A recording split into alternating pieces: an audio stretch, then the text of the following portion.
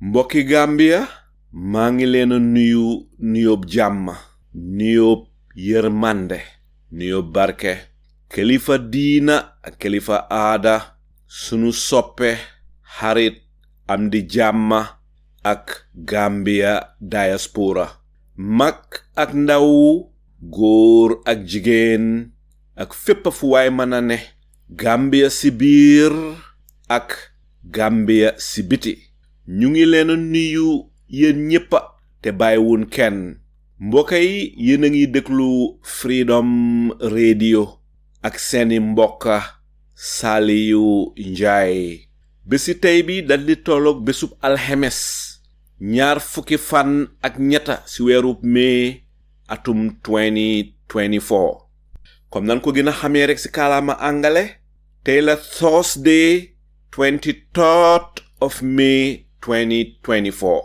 waxtaani tey bi ñu ngi gestu parti bin xamee APRC di parti boo xam ne ka ko tàmbali woon ka ko njëkk a sos du kenn kudut Yahya Jammeh am ñu tàmma di ko ooyee président Yahya Jammeh ñi naan former président Yahya Jammeh ñi naan dictator Yahya Jammeh du ñàkk benn ci tur yi moom la yelloo du ñàkk sax mu daldi yelloo tur yi yépp ndegem ñu ngi waxtaanee APRC démba tey ak lan mooy seen jubluwaay ëllëg lii mooy li waral tey ñu daldi fi indi ku ñuy ooyee Honourable Almameh Gibba National Assembly member bu Foni Kansala moom Honourable Almameh Gibba mooy ki leen toogal foofa sa néegi député ya ba tax na moom Honourable Almameh Gibba tey moom mooy sun gan bondoog mbokk yi duma def ludut daldi ànd ak yéen ñu daldi dem jëli ki nga xam ne mooy Honourable Almameh Gibba Honourable Gibba maa ngi lay nuyu di la santa di la gërëm di la jox sa wàccuwaay ba mat sëkk di la yaatal di la dalal fii si Freedom Radio Honourable Gibba ma daldi la may rek nga daldi nuyu wante sun déglukat yi gannaaw boo nuyu wante ñoom su ko defee ñu daldi tàmbali waxtaan bi. All right, thank you very much. Di gërëm yow si sa boppa Salieu Njie Freedom Radio di ñaan ak jiiti ji Panderi Mbay. This is not my first time dem si Radio Freedom live. Time boobu noonu boo xamante ne foo ñu dafa tàngoon in the early days of change of the coalition government I had got roughly ñetti interview with the late, Panderi Mbaye. May Allah subhanahu wa ta'ala grant him a Jannatul Firdaus. Amen. Di nuyu mbokk yi Foni Kansala, de nuyu waa Gambia yépp di bi Katong be Koyna, di nuyu gaay Diaspora yépp tamit di gërëm ñoom yépp di sant ñoom yépp inshallah. Ma wax leen ne bismillah si sa programme bi Freedom Radio. Jërëjëf Honourable Almameh Gibba, ñu bari dégga neen la, ñi la xamut dégga neen la, te ñu bari ñu ngi lay dégga xamun yaay kan. Njëlbeeni laajte bi mooy ana kan mooy Almameh Gibba.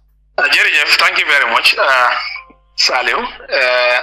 Man Almameh Gibba mooy ko xamante ne ka Foni Kansala constituency judu fa deke bo xamante ñu ko wax Sangajo Jiramba. Went through primary school in Sangajor, then middle school in Buyam, and jeexal Kotu senior secondary school. The def suma courses in information technology, City and Jails, Cambridge, UK. Jeexal fa ñew Amity University. Foofu la jeexal suma bachelor's program in information technology. Went through GTM also. Then from there I was also Fofla Defesma Cisco networking course, various programs in the IT field, ranging from database management, system security, data security, cyber security, information technology management, and a lot of key areas in the IT field. I've worked a period of 17 years, 3 months, Balama joined in politics. I was posted at the Gamtel Training School, GTMI. In that also, I've also instrumentally worked in various organizations. Muslim organizations, Yohamantene, Dimbal Kat Nini, in the 4 years where stood Madimbalasi Nini within the memorization Quranic centers, about 350 something children from Bulok to Kalaji. Yohamantene, they in English. From there, I've also working with Arab organizations, Dimalkat Nini si Jakai, and also Wells, again also Dimal Nini si Walum Dundu, and also my second professor also I'm a Dai, them the Ware Nini Dugasai, we moved from Guinea-Bissau, Gambia, Katon to Koina. That is also my second field, and which Bentay Mangsita Haurib Majisne, Red Mata Mafate Sumadina, Simbiro Hamantana at least a period. So I've also worked in various institutions like Protect, the Marede for part-time lectureship. Then I've also taught at the School of Journalism, Majak. Balama left to the also taught in Future Stars. Now Gambia, all those institutions part-time like them fofo. And I also went through various training in different academia programs. I am the National Assembly member of Foni Kansala, and currently also I'm studying my International Relations and Diplomacy, Masters in International Relations and Diplomacy at the University of the Gambia at the final year, completion of my work. Coursework, and currently starting my thesis. This is Almameh Gibba with 2 dads, a mom and a dad. Both of them are late, and I'm also married with 4 kids, 2 boys, 2 girls, happily, and in the people of Foni, Kansala, Gambia at large. Thank you. Mr. Gibba, mangi njëkka jaale sa ñaari waajur yi nga xam ne jógee neen fi ñu ngi leen a ñaanal fanne yal fin jóge Firdaus doon seen dëkkoo waay ba illa yawmi diin. Waaye Mr. Gibba yow si li nga involve bari na de xam naa ne sa jabar mun naa muñ de. It's not easy, I've involved a lot. Inside of Madewa, I don't know, multitasking man. My wife is very understandable. the fracas occurs, I was at all those deaths in Foni, Kenduma Natal. All issues happened, I was there at the beginning. Though by then I was not the representative, but my father Lenatam, I'm also one of the key founders of Foni Development Association. Bente, I'm the Secretary General. So much about Dega, Duma Amnongoa, Nane Sayuno Akrek, Ekai Fonga Balma, I am in the service of people. So it's not easy, definitely. As I become very guilty with my family and my wife. But how to do this is not how to call it, service for the nation and also our Gambian people. For you do you gain and then be today is in a yalla ban inshallah. Ndeysaan fi mu nekk ñu dal di ñëwaat si beneen laajte bi Honourable Gibba ma bëgg a xam rek kan mooy sa political idol ak lan mooy li waral benuloo benn bi lu APRC inspire ba tax nga mujjee join APRC. Thank you very much, Salieu. Di la gërëm di sant sa laajte bi. Dafa nekk loo xamante ne even in mask ñun nit ñi dañ dee dugal politics yeneen saay soo toogee ak boys yoo xam ne ñu ngi tuux yamba di naan alcohol you join them doo dee naan waaye you will also be encouraging them no pare rek soo pare rek ñu waxtaan politics has been a system boo xamante ne in family but if you talk of in politics yoo xamante ne nga bokk si political party I can tell you it's just like the nomenclature naturally fuma jógee in Foni time bu Jawara demee do waaye ñëw si time Jammeh naturally we all know Foni la jógee so automatically you will be a member of APRC by default so loolu tax na ne it was that way in which loolu lañ nekkoon ba Jammeh nekk fi with years. I think I've voted 3 times in his regime or so. I think 4 or 3 times, I remember. So tax na ba ma nekk si APRC. So nekk foofu noonu this was how things were. Bef fu ñu toll nii they had a division in the ñeneen bañ a join the alliance with Barrow. So in which we were not going into the alliance, so we stood as independent candidates to run for the National Assembly in the Foni, in which we were able to win. What in default, I was an APRC member in Jammeh's time, Bemodem. So fracas bo amne ñun dañ duñ dem. This was the differences in which had left us where we are. Ma bëgg xam rek time bi nga nekkee APRC boobu Jammeh fi ndax mus nga mit Jammeh pas nga toog waxtaana moom. No, Jerry, thank you very much. When Jammeh was here, I can tell you for free, nakala sa Salieu. Jammeh dafa nekkoon fii. Why I can tell ne man I would had a tete-a-tete discussion ne. Tay dañoo dem meet Jammeh on this XYZ. I was a supporter. Why my concentration factor then was I was working in Gamtel. Again also joined this Islamic associations, the Tabah Jakai, the Honourable into religious aspects. This were my core time. So time election we go and vote. Time support we also do. So in my village in Jira, the Amon for a Faro. We will also join the Kodimale.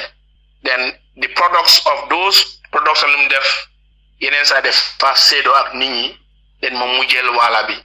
So this were what we were. So we meet in the village, we discuss the advice, and again also in the issues of so I'm a rally within the 4 years. We do go and attend, but I was not indebted as how I have involved in politics now. But we would start ne Jammeh motog, Gibba motog, the waxtaan mbiri Foni, the waxtaan mbiri rewmi, the waxtaan mbiri li ak lale. Lolo, I can say it into that. But we do meet in our region. If you come to the Faro, we meet you. When we go to his farmland, we meet you. And again, if you visit certain areas in Foni promptly, we discuss on send advice. all this were happening definitely. ma buga xam rek Mr Gibba te xam naa ne Gambian yi nga xam ne ñu ngi déglu fi mu nekk buga nañoo xam soo gisee nga join APRC xam naa ne am nga cofeel si Yaya Jammeh buga nga Yaya Jammeh sa biir xol nit nag léeg-léeg li waral nit de ko dee buga def mun naa am because of xëj na Yaya Jammeh yéen a bokk xeet loolu rek doy na la bugaatuloo gis dara wala mun naa am nga gis ne kii pan africaniste la ku buga Afrika la te yow pan african loolu rek doy na la ma buga laa laaj rek lan nga gis si Jammeh lu la doy loo xam ne lii loolu daal muy li gën a tax nga ne daal man I want to be a member of the APRC su fekkee ne fam ku la laaj façon laaj bi tontu kooku. nee na man issues of Jammeh I can say dafa bari lu tax ma buga ko and also the party bu mu form benn bi moom moo Gambian yi by pen by technology by infrastructure by education and health Jammeh moo Gambian yi si fana yooyu noonu so ma gis ne kooku ko xamante ne at least def na jumtuwaay mel comme loolu ku jara toppala ku jara dimbal even if nekkul ne moom but the little that you could do and also contribute to that more ko def secondly mooy dafa fonka lu mu doon mooy moom Gambian la dafa buga Gambian yi ba pare Jammeh dafa nekk nit koo xamante ne su gisee si biti loo xamante ne is of development is of importance def day ñaa pour mu jéngu mu isi ko fii loolu tam tax na ne ma buga ko and again also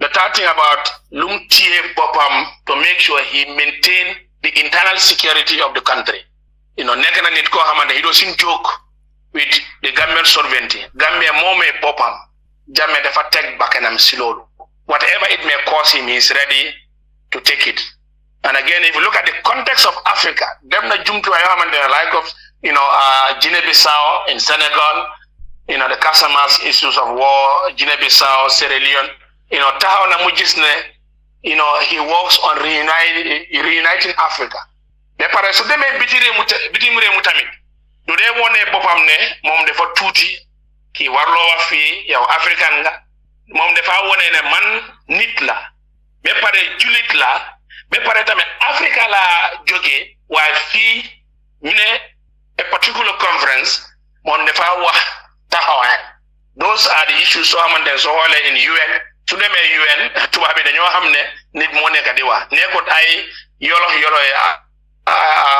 presque yolo yoo xamante ne ñoom sa they worship the West if you talk of the African context also su demee dafa wone African moromam ne ñun ñoom moom Africa dañu war a taxaw Africa so the Pan African syndrome man tam bokk na man tam ma ñee ko ma gis ne dëgga he is a person come mean a business and he want to salvage this country but within his couple of takeover just 2 years 3 years lum revive I think it is well recommendable if you look at the infrastructural aspect today in the Gambia so they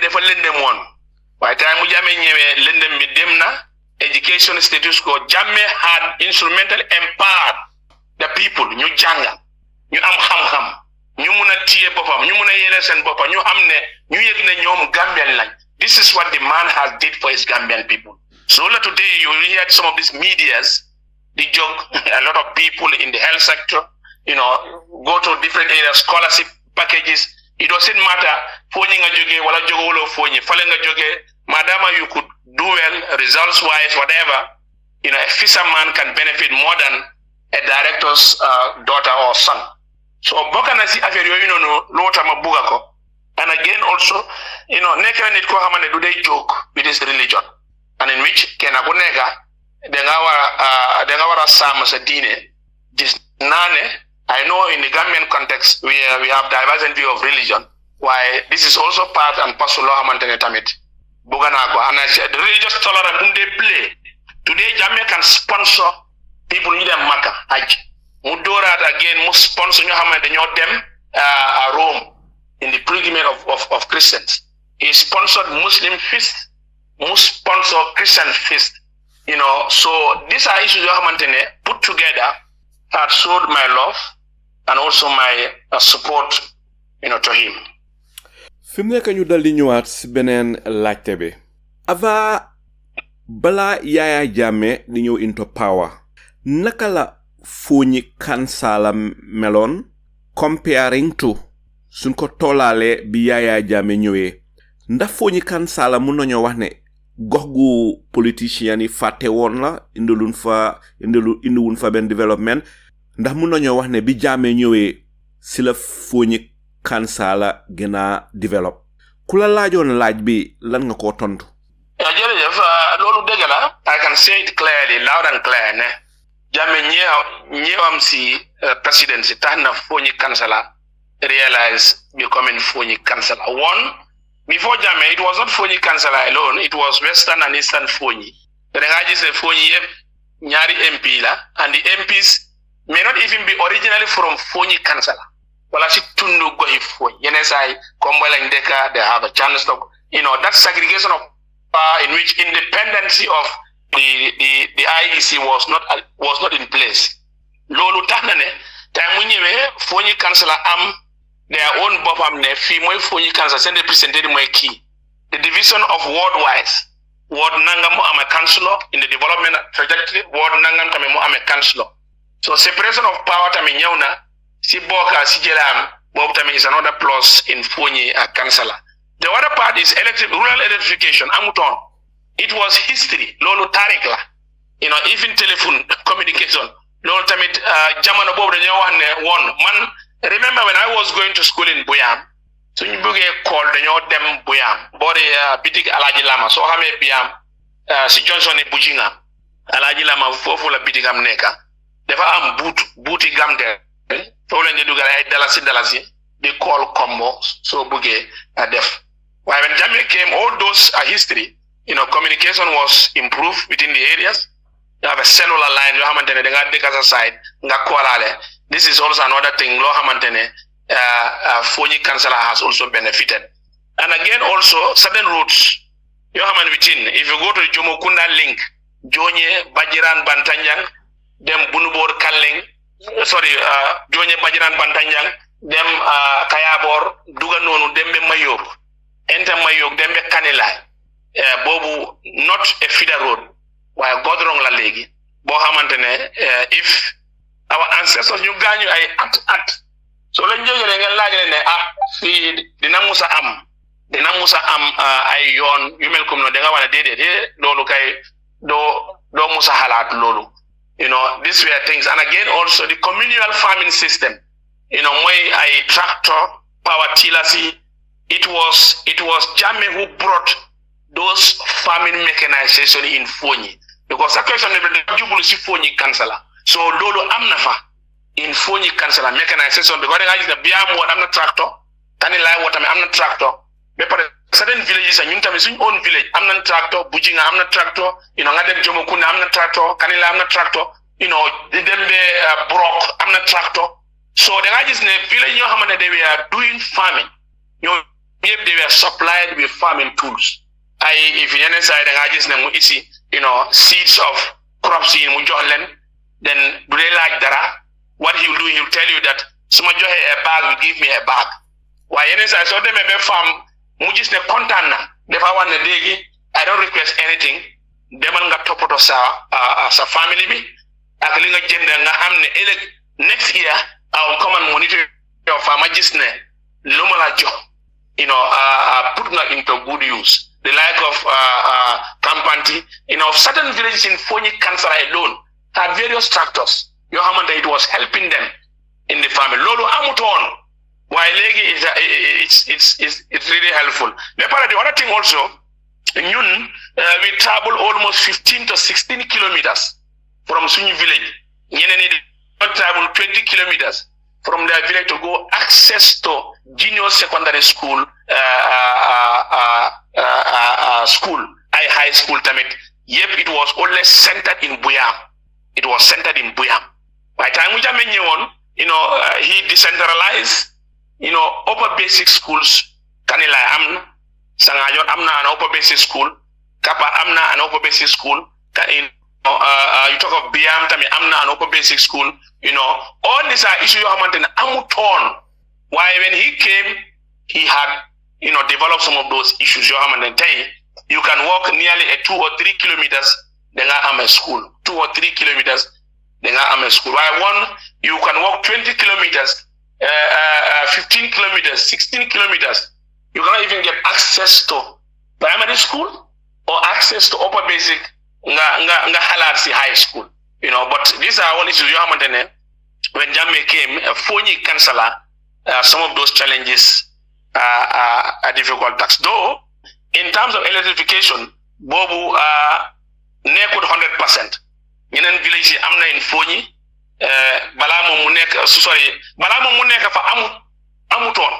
Why when he came, amna electrification, why still demna, there are certain villages they don't still have access to rural electrification. Why nobody amna in this electrification at basic feeder road sitamit. They still don't have feeder roads in the same Foni Kansala. So ironically also in the Foni Kansala alone, there are people in Bokanai, this scholarship package of Jammeh. If I don't say that, I will also I will not do justice to him. And they benefited in going to Taiwan. Some of them has acquired PhD holders. They are master's degree holders. They are bachelor's degree holders in and outside the country. The people of Foni Kansala has benefited in some of those key areas. Also in the Gambia College and in the nursing fraternity. And also, when I say so, it includes both areas, either nursing, in the law, in accountancy, in technology, key areas, amna, before Amuton, why Jammeh time munekon in Foni Kansala, lolu yep amon now on in issues of the constituency where he belongs. Though there are some shortfalls, why some of these things, some of Fatehot is also a major factor. Amna, and again also water. Amna, vitamin Bente is not 100%. Why he has also brought how to call it clean access to clean drinking water in certain communities. Nyohamanden is within his constituency. Foni. Ndeysaan. Honourable Almameh Gibba, li nga wax ni xamna ne Gambien yi deklu tay te xamun won li lu bax li nga xamne mom la Yaya Jammeh indi Foni Kansala ñu bari dineen tit ne ndeke li yep lu bax li lepp ndeke Jammeh def nako way na bala ñu continuer waxtaan mi dina neex tay de Jibril Fadia mu ci biir ba pare tamit amna ben soldar bo xamne ñu ko xamé sa jakal moy soldar bu nga dégane daf da naw su ko gaay Jammeh daaw di ko fetel kenn du xam fu mu nekk tankay rek la ñuy dégga koku da naw tamit mu ngi ci biir waaw so Jibril ma dal di la may rek I know small of me mango try tudi dedet yow dina la utal jabari olof sa olof bi baxna lol yow jabari olof rek nga soxla way bu ko wax sa jabar ne mako wax de bala nga teddaw gudi mu hañna Jibril li fi Honourable Gibba waxagum bari na de ma bëgga xam rek la mo ci sa jangat bala ma ñew ci sa jakal jërëjëf maa ngi leen a nuyu di leen gërëm di leen sant bu ba Almameh Gibba ma ne ko jisafo ma ne ko kambo ma ne ko faamay kankam famfande inshallah waaw moom nit ku baax la te lim fi wax yépp digala ci Yaya Jammeh nim ko explainale man tam non la ko bëggee te lim wax tam development yi indi Foni tam lolu tam digala especially mom constituency bim joggé nim ko waxé yépp non la fa taajo te li dafa healthy ñu am ko fi tay content na trop pour ñu am ko fi ci radio bi c'est na ñepp nit ñangi déglu te li moy Gambia amut ne benn region la Gambia ñun ñëpp ñoo constitute me Gambia so li moy the beauty of democracy lii mooy the beauty of religion bu ñoo oote di diine te moom ci yëpp laa yëngu te honorable member la ci house bi ragalut tiitut wooriwut pour war a ñëw jàkkaarloo nit ñi wax lii lañ expect ci all the MPs yi nga xam ne ñoo fa nekk foog naa su ma misteegut ci député yi ñu amagum so far fii moom mooy force koo xam ne ni honor na sa invitation dal di ñëw bugg a waxtaane nit ñi te bugg na ñëw dégg more of his kind ñu génn di wax seen constituency di dégg Gambian si di dégg ñu xam ne Gambian si ñoo leen a fay donte kon yaa ngi represent constituency bi waaye luwaa yi ñoo méeg foofu méegut luwaa yi Foni Kansala luwaa Gambia la méeg loo xam ne is gonna benefit all Gambians so definitely ñu ngi ko welcome bu baax si programme bi Alaaji Sarr.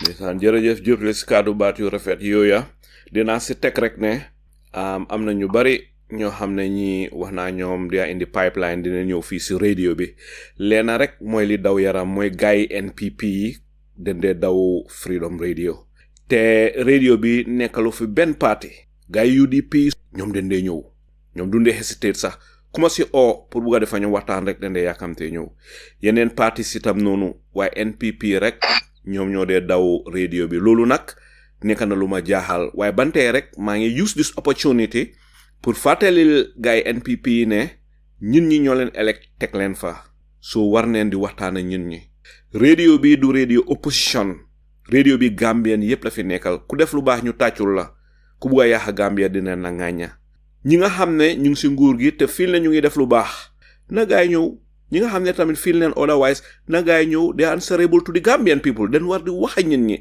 den war di communicate a ñun ñi nite ñun ñëpp at the end of the day leen bugga rek mooy Gambia bu develop Gambia bu advance Gambia bu baax mu dal di doon suñ njëriñ su ñun ñëpp ak suñ doom yi loolu rek leen bugga jërëjëf Jibril fi mu nekk bala maa ñëwaat si yow rek Honourable Almameh Gibba ma dal di may Sajakal yaa ngi si biir li fi Honourable Gibba wax bari na de waaye nag man dama ragal sax li nga ñëw nii si suñ waxtaan bi ragal naa de xaw ma nag ana fetel yak et yi waaye ñu may la rek nga dal di wax na nga gisee li fi Honourable Almameh Gibba waxagum si Yaya Jammeh.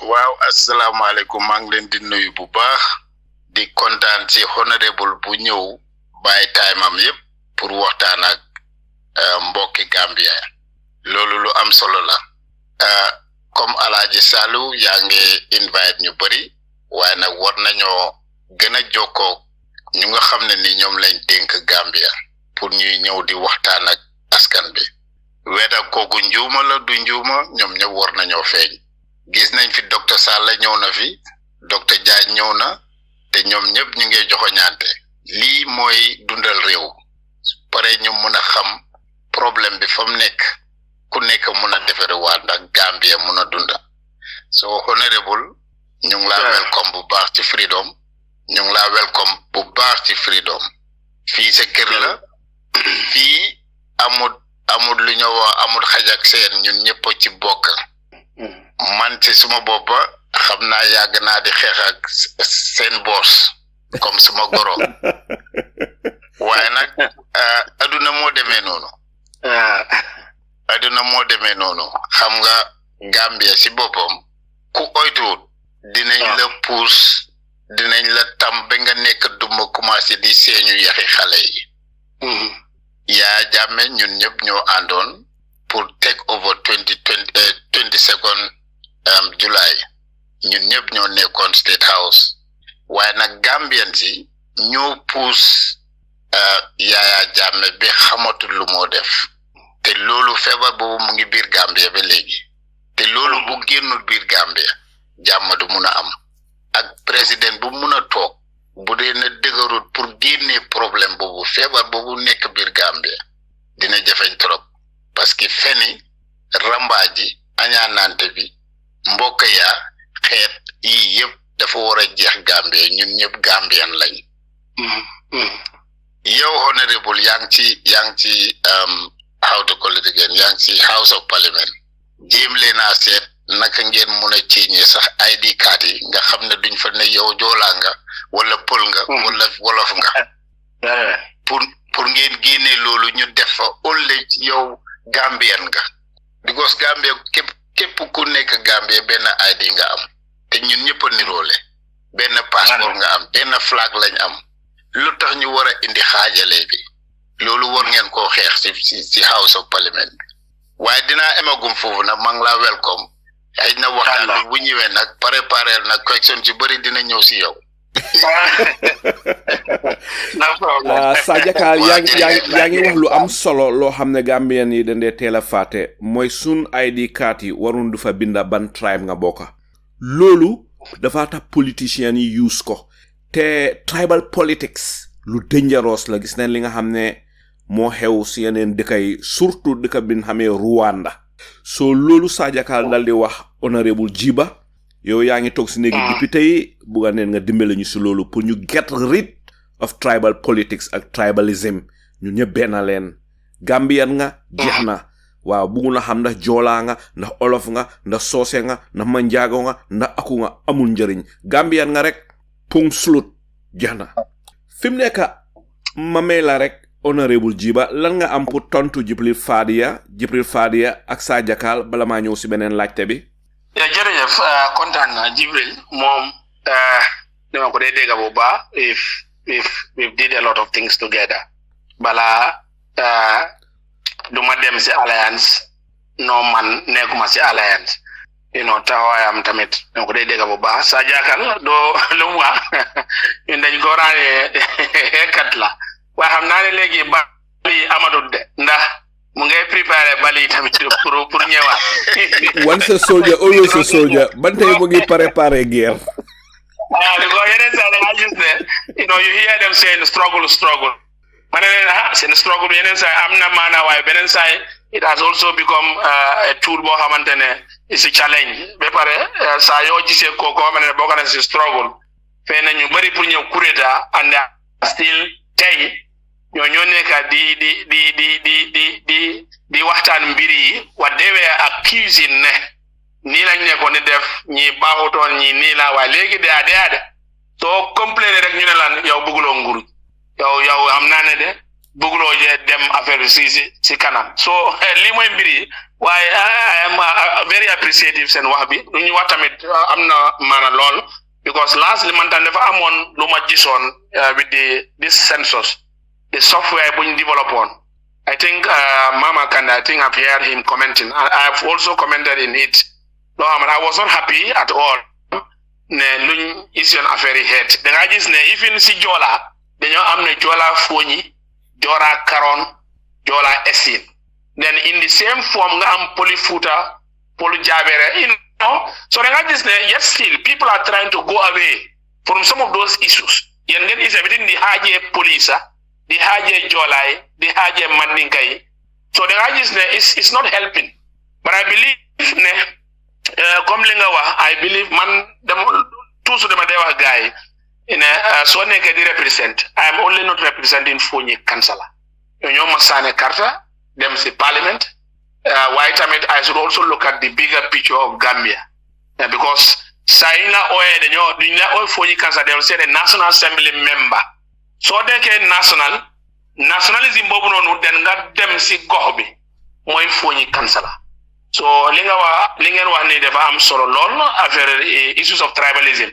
It is definitely eating a fabric in the Gambian context. Be pare dugana si politique bi sax even in official work dugana. So lolu suñ ko hewt with all means possible, before you realize suñ domi ak domati it's going to be something else. Rwanda had did the same. So they made Rwanda, even send gateway B. See Bunta Bumangi Rwanda.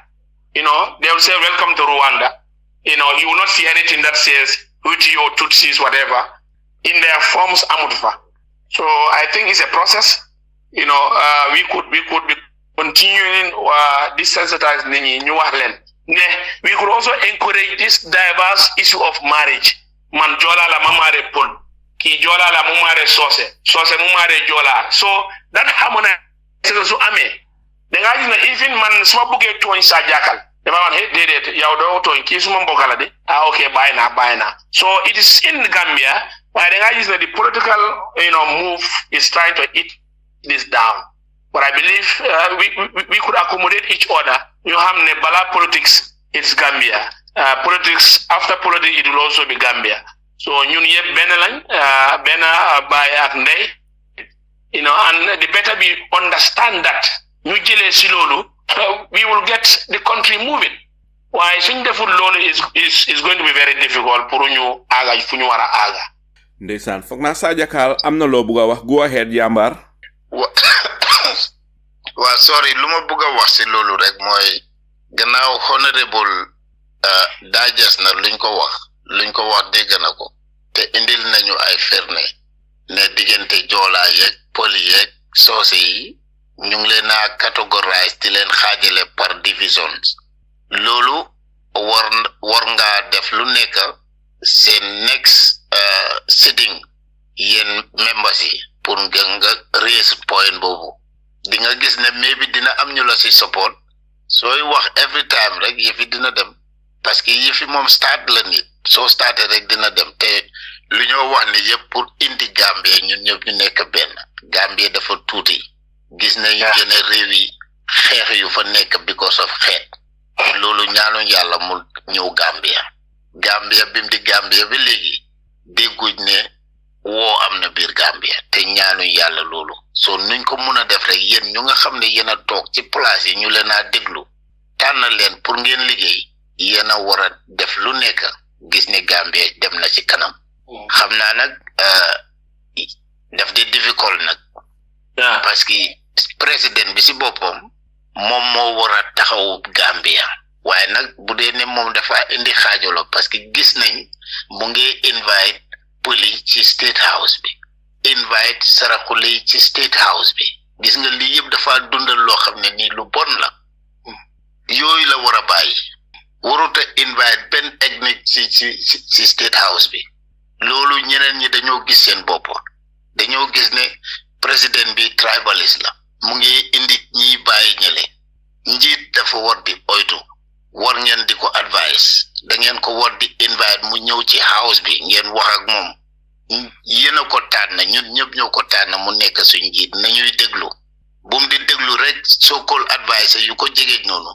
bañ a déglu askan bi ma emagum foofu jërëjëf jàmbaar fi mu nekk xarama may Almameh Gibba mu tontu du ñàkk am na lu mu bëgg a tontu si li Sadio Kal wax bala maa ñëw si next question bi. yaa loolu la li kay baax na ñun yëpp dañu war a moytu bu baax issues of politics man the West ñoom dañ dee wax ne politics has no permanent enemy wala no permanent friends waaye loolu da ngaa gis ne jubluwaay mooy moytulante suñu defee loolu a lot of things could happen tey maybe I don't want you tomorrow changes could happen ma yeneen saay before we were not in the opposition waaye tey we are in the opposition waaye soo déggee ñoo xamante ne they are not in the opposition now dañu la wax ne weedi nguur baaxut warloo weedi nguur waaye yow balaa nga ñëw da nga weedi nguur for 22 good years so da ngaa gis ne jubluwaay mooy we have to be very cautious ñu xam ne we are Gambians loolu suñu xamee loolu the rest is secondary so baax na lool this discussions forum of this talking people we have to talk ñu waxtaan we share messages saa yuñ waxtaanee rek even the fear factor su ma waxee ne man de ñemañ maa dem Freedom Radio ñoom dañ dee wax de waaye fay boo dee ma wax ñun tam wax ñu seedoo wax bi this is how it goes so man I always tell people there is no media house in the Gambia both home and abroad boo xamante or any platform boo xamante I will not be able to stand ma wax lu ma bugga they ask and I can also speak what I want so these are yoo xamante ne rek ñu xam ne ñu ñëpp ay Gambian lañ bu dara xaajoo suñ diggante suñ defee loolu rek jubluwaay that bright future of Gambia will also be seen. wax dëgg Mr. Gibba definitely sa kaddu baat yooyu nga wax nekk na kaddu baat yu am doole politician yi ak National Assembly members yi ñoom ñëpp su fekkee ne ni nga xalaatee noonu la ñu xalaatee bon wax dëgg du jafe pour koosi si gars yi NPP yi bon dina ñëw ni nga xalaatee ni noonu la National Assembly members yi war di xalaatee noonu la politician yi war di xalaatee da war di waxtaane media bi mooy nga waxtaane nit ki because boo nekkee politician doy waxtaane nit ñi doo xam problème yi nit ñi so yow da ngaa nekk in your own world over there a world of your own in your lonely island to loolu dafa create a disconnect between you and the people te loolu su dooree di xew rek problème am na fi mu nekk ma dal di ñëw si beneen laajte bi Mr Gibba ma bugg laa laaj rek si jamono yi ñaata façon ngi APRC mooy li am na ñuy wax ne ñaari APRC mooy li am ñi nga xam ne bokkuñ si alliance bi mooy benn xaaj bi beneen xaaj bi mooy xaaji APRC bi nga xam ne den dem toppi nguuri Adama Barrow si la Jibril bokka dinañ ñëw si Jibril su kanamee tuuti am ñu ne déedéet nekku ne ñaari xaaja am de am na sax beneen xaaj boo xam ne is in the making waaye nit ñi xamaguñ ko loolu su amee ba nday mel ni APRC dafa xaaj ñetti xaaj waaye ma bugg laa laaj rek yow mi nga xam ne yaa ngi si benn xaaj bi li ma la bugg a laaj mooy APRC ñaata xaaj la am ñaari xaaj la ndax ñetta ndax lu ko ëppa yaa jërëjëf thank you very much man lu ma xam ba pare loolu moo nekk di dox mooy ñaari xaaj and ñaari xaaj yooyu noonu ñooy xaaj yi yoo xamante ne they've participated in the presidential election, they've participated in the parliamentary election, they've participated in the local government elections. Mooy yes so alliance ñoom def nañ alliance si Barrow ñoom Fabakary Tombong Jatta ba pare they've also participated in the parliamentary elections ñu am ñaari National Assembly member. They participated also in the local government. I think is it 3 or 4, if I can remember, how to call it, councillors. We've also did the same. We participated in both elections. My 5 National Assembly members, I think like 7 or 8 local government councillors. And we've also participated in the chairmanship, in which in West Coast, we came out, I can say, third, from UDP, then you am NPP, then we have NATO Alliance. We came out in third. We did also the same in mayoral elections, which we participated in KMC, UDP, NPP, and am NATO Alliance. You make a third. And again also, so yes, in the contextual approach, they take the ranking of political scores. You do have movements in political parties. You have participants in elections. I can tell you, in the list of the country, apart from UDP, apart from NPP, UDP, in the political line structure, we are also third in the political cadre. So, NPP ñoo ëpp ñet then second UDP so da nga mean ne yena ñëw third position ndax do I understand you right? Third position in the political elections you participate our scores within other parties apart from NPP nga ñëw si UDP then in terms of scores of both elections we are third. Yaa ngi mean APRC NATO alliance bi nga mean? Yes. Nekut ñi nga xam ne ñoo alay seen boppa ak Barrow. Exactly. ñooñu la mean. Okay. In terms of the political score currently, because of our participation in various elections, the records are available. You can search and be able to verify what I'm saying. So from nekani is only ñaari haji. Moy man dama dem si Barrow ma boka si mom jël nguur gi.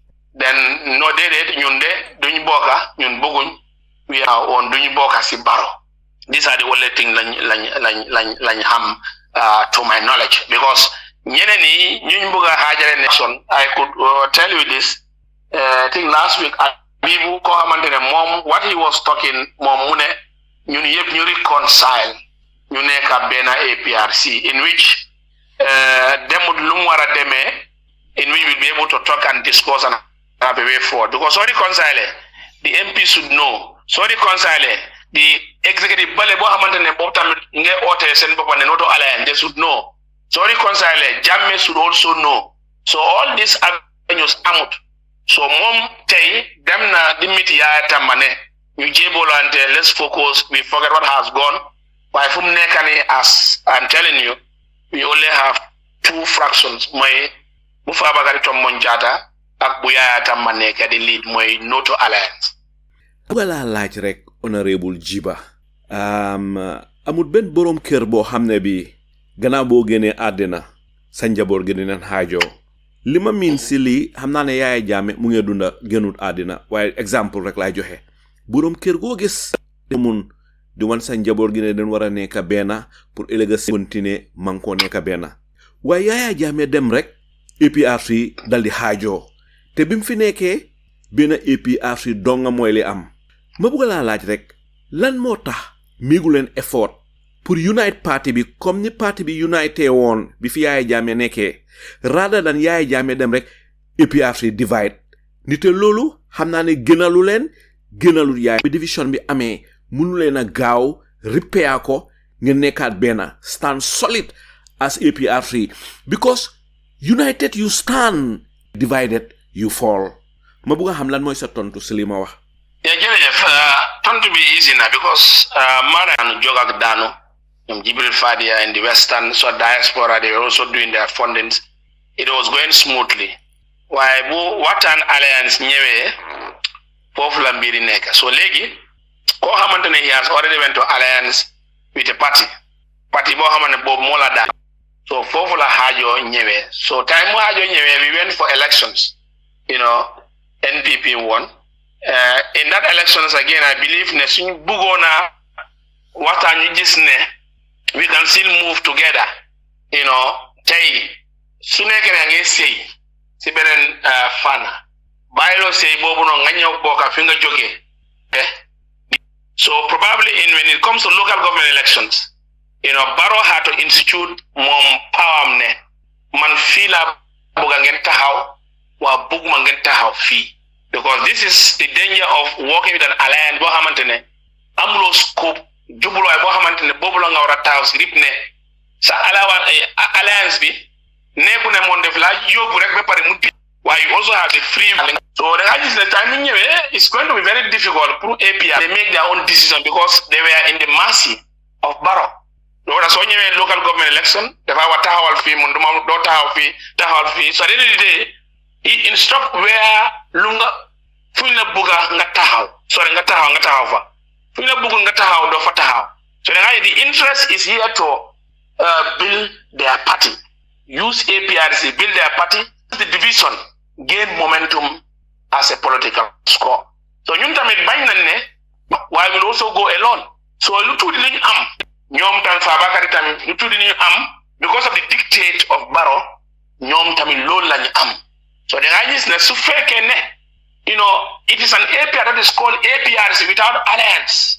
ñu bokka it could have been a different ball game because ñoo xamante ne ñeneen bëgguñ vote for NPP they may vote for UDP or bëgguñ vote for UDP they may vote for GDC waaye su fekkee ne APRC went countrywide ñu taxaw fa there are people still remember ne am na so da nga gis ne political strategy la alliance they went but I don't know they so called alliance the benefit of the alliance is geared towards destroying the party ba pare tamit camp ñaari yëppale they are working independently on their own is also another detriment ko nit nga wax dëgg nag lépp lu ne because tey soo amee mbooloo boobu noonu tas soo defarul mbooloo pour nga am doole pour taxaw is going to be a challenge I am telling you for free su fekkee ne they are not in alliance ñun tamit nekkuñ fuñ nekka we work together as APRC I can tell you you will hear something else either suñ nekkul for Fabakary Tombong Jatta are not even in the political stay in the country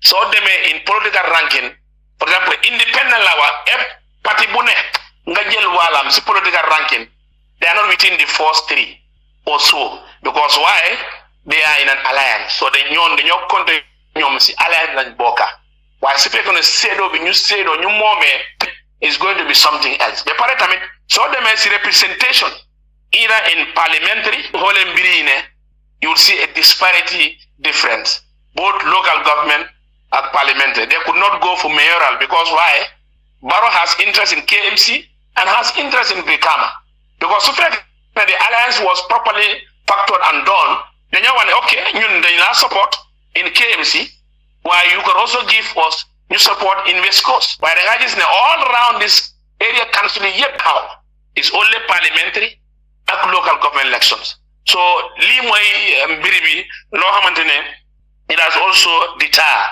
their move ba pare suñ doole bi ñu mun a téye fu ñu war a téye waaye the fact of the matter is the solution to the problem is foog ñu realize ne dem bokk si nit mu raw la alel mu raw la makaama mu raw la whatever he will dictate you li nga def rek looking at the structural aspect of politics parti bu ees la waaye mu usaale tactically mu jël lu moomee then mu am taxawaay he has his roots mu taxaw boo xamante ne a party that was ruling for 22 good years cannot even have 5 correct parliamentarians registered in the National Assembly, neither local government councillors within the whole country. So, limo mbiri area of disintegration, towards political line, towards mbiri lundeme of APRC and also NATO Alliance.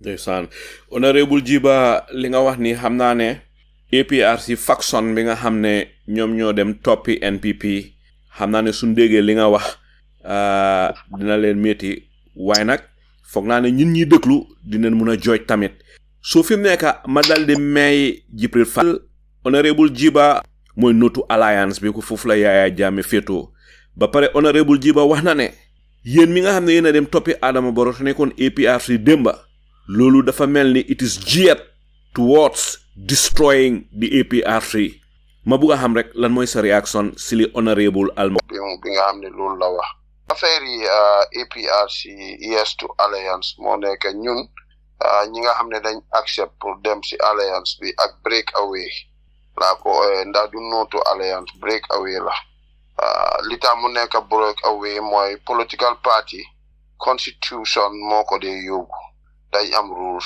and regulations bare political party bu nekk da nga dem congress te within the congress day am lifin delegates ñoom ñoo dee choose ñoo the final decision making of the party bu fekkee ne decide nañ pour dem alliance dafa am lu ko jiitu mooy APRC comme ni ko waxee ñun benn parti rek la woon in the absence of Jammeh ñun ñoo mobilize def lu nekk waaye moom dafa anticipate on pour ñëw bala elections moom kan loolu moom président Jammeh former président léegi biñ demee bi nga xam ne fu mu nekk nii war nañoo am lifin meeting mooy suñ congress bi moom mu decide ne moom du mun a ñëw waaye buñ dem def alliance moom loolu la ak waxoon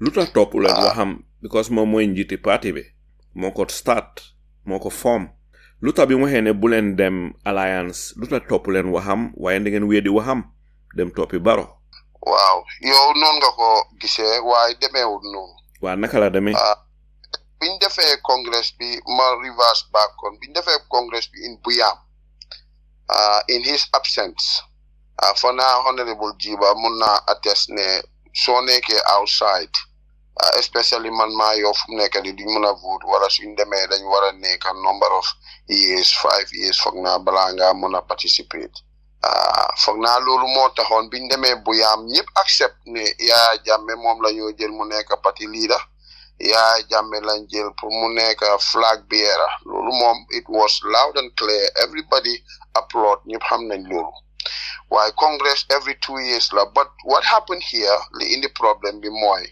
biñ demee pour war a dem IEC pour register turi President Jammeh fekk Jammeh commission beeg fana TRRC bi all this what not mu fa woon so ñoom ñu foog ndax buñ demee def turi Yaya Jammeh foofu dinañ ban parti bi loolu moo taxoon few people ci executive bi nekkul ne ñëpp la de ñu decide pour génnee turi Yaya Jammeh bi nga xam ne noonu la nit ñi wax ne moom lañ jël as flag bearer and party leader ñu jël turi Honourable Fabakary Tombong Jatta because moo nekkoon deputy moo nekkoon interim then ñu def fa turam because moom moo nekk Gambia while President Jammeh ñu ko ban through the Jammeh commission lii fii la problème bi nekkee but that doesn't mean that ne ba léegi nii waruñoo amaat congress bañ amatee beneen congress si lañ taanaat ne comme que congress ba leen li Honourable Fabakary moom la fa turam nekk te Yaya Jammeh mënut a ñëw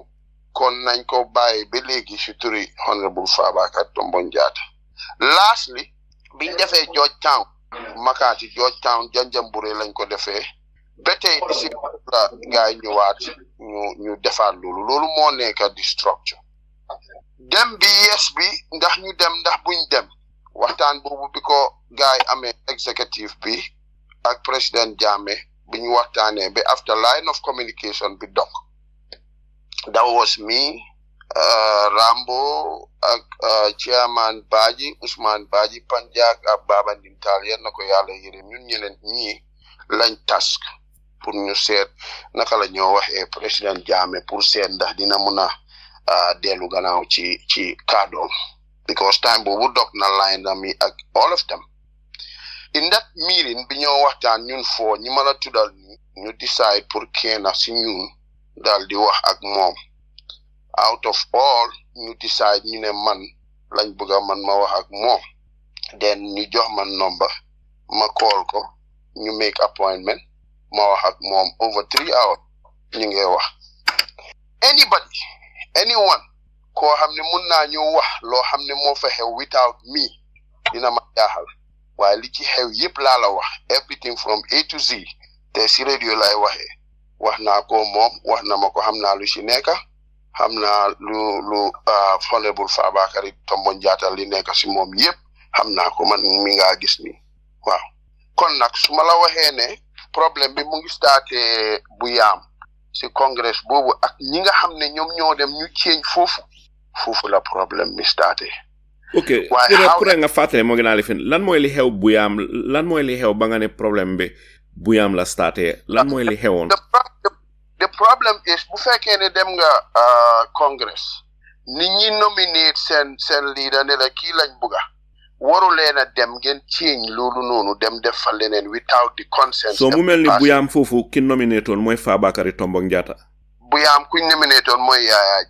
Yaya Jammeh waaw Yaya Jammeh la gaay nominate waaw bon yéen Jibril Yaya ngeen waroon a toppa bon lan moo tax ngeen war a xaajoo ba ñuy dem toppi Fabakary Tombong Jatta bi ko dafa mel ni di real APRC mooy di Notu Alliance bi ko foofu la Yaya Jammeh bokka dafa mel ni Gambian yu bari ni ko Gambian yu bari gisee dañ ko gisee ne Fabakary Tombong Jatta dafa betray Yaya Jammeh dem toppi Adama Barrow te betrayal dafa métti torop ba pare li si gën a saat sax nekku ne Fabakary Tombong Jatta dafa betray Yaya Jammeh rek waaye dafa yóbbuwaale a faction of APRC ak moom ñu toppi ko ñooñu mooy tey ñi nga xam ne ñeena ñi ñu ngi si nguuri kii nii di Adama Barrow ndigte Fabakary Tombong Jatta déggoon ne waxtaan naa Barrow ba am na lu bari lu ko Barrow promise including position bi mu nekk ni promise ko ne ko dina jox certain position to certain members of APRC ñi nga xam ne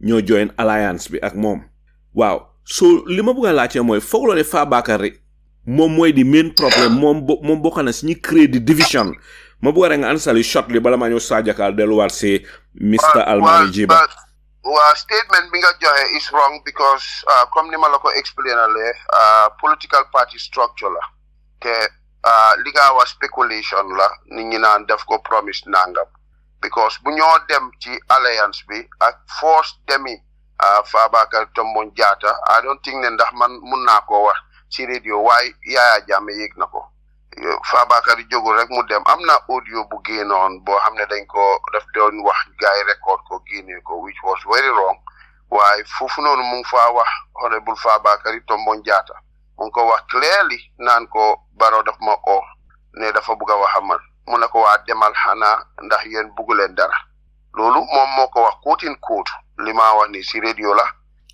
he was aware Yaya Jammeh moo ko wax loolu léegi nag he was aware waaye léegi after biñ demee ba ci biir la affaire yi turned around moom buggaatut gaay demaat ci président Adama Barrow waaye he was aware li Honourable Fabakary Tombong Jatta di dem foofu so ba pare itam li nga wax ne ñun dañ promise non ñun biñ demee ba nga xam ne fu mu nekk nii des na 2 months moo desoon pour élection bi jot mu ni ñoo suñ taxawaloon ni dafa loolu moo nekk betrayal waaye nanguwuñ ñun ñëpp kenn nanguwuñ within ourselves pour ñu taxaw a flag bearer in his absence loolu moo nekk dañ koo coup and that is wrong ñu ne léegi duñ mun a taxawal flag bearer because moom mu ngi ci biti te dafa war a ñëw léegi nañ make alliance ak anybody ak any political party ñu make committees subcommittees ñoo xam ne ñoom it ak Mama Kandeh si radio lay waxee mu am beneen committee boo xam ne ñoom lañ lifinaan ñu mot ñoom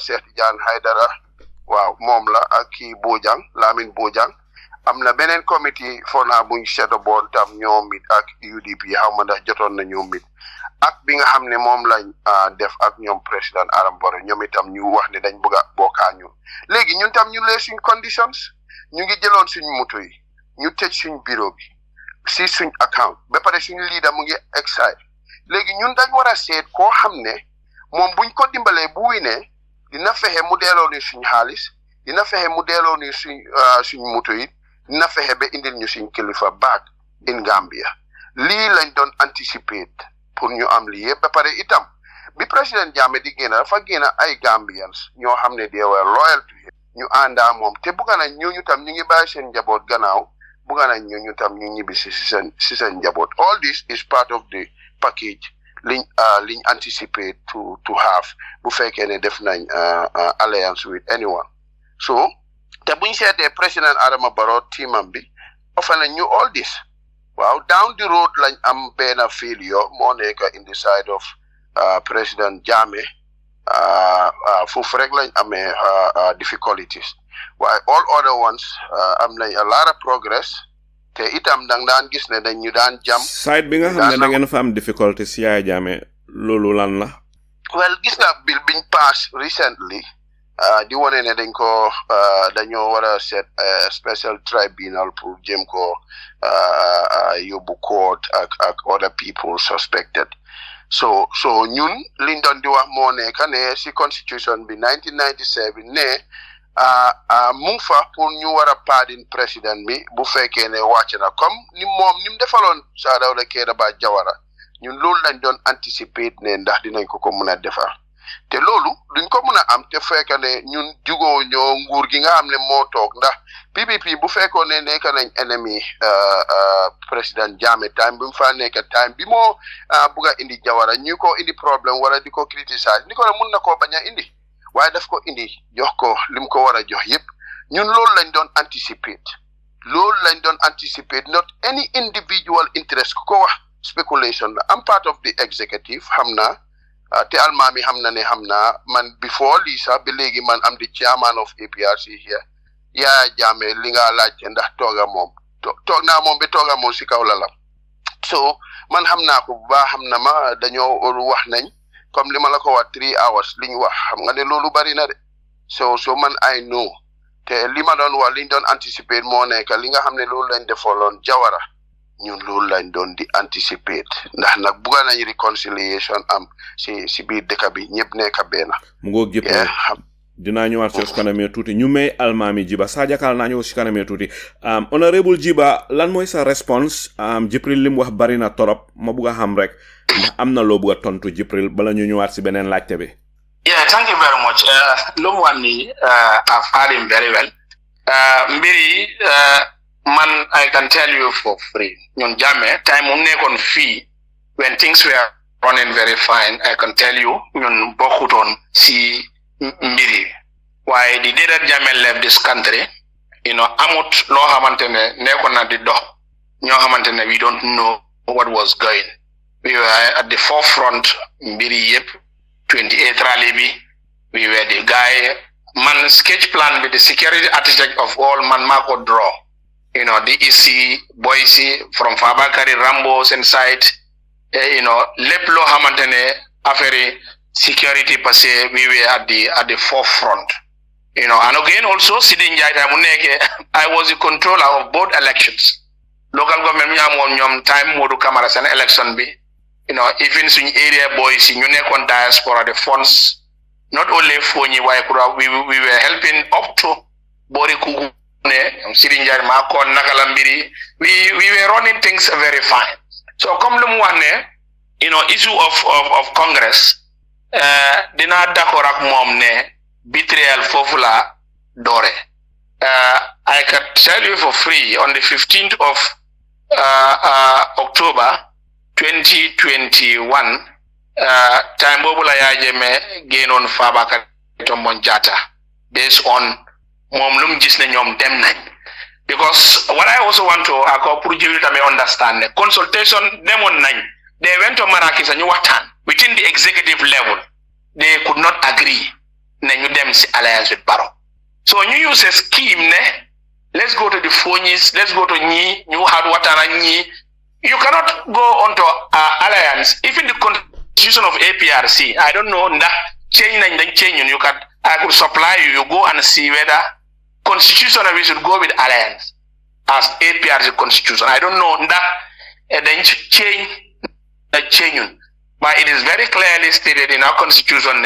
Alliance is not like them alliance not with without forming a particular informat area. They came to our area in Foni, New Am meeting in Campant.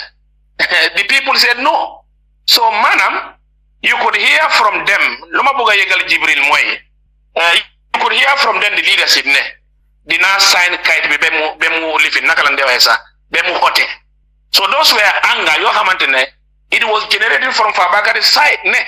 Bugenenyo bugunyo nyundenyo dem. Me pare tamit muahne ninyi ne. Solem buge ham luneka si agreement bi. Kon you have to dig deep.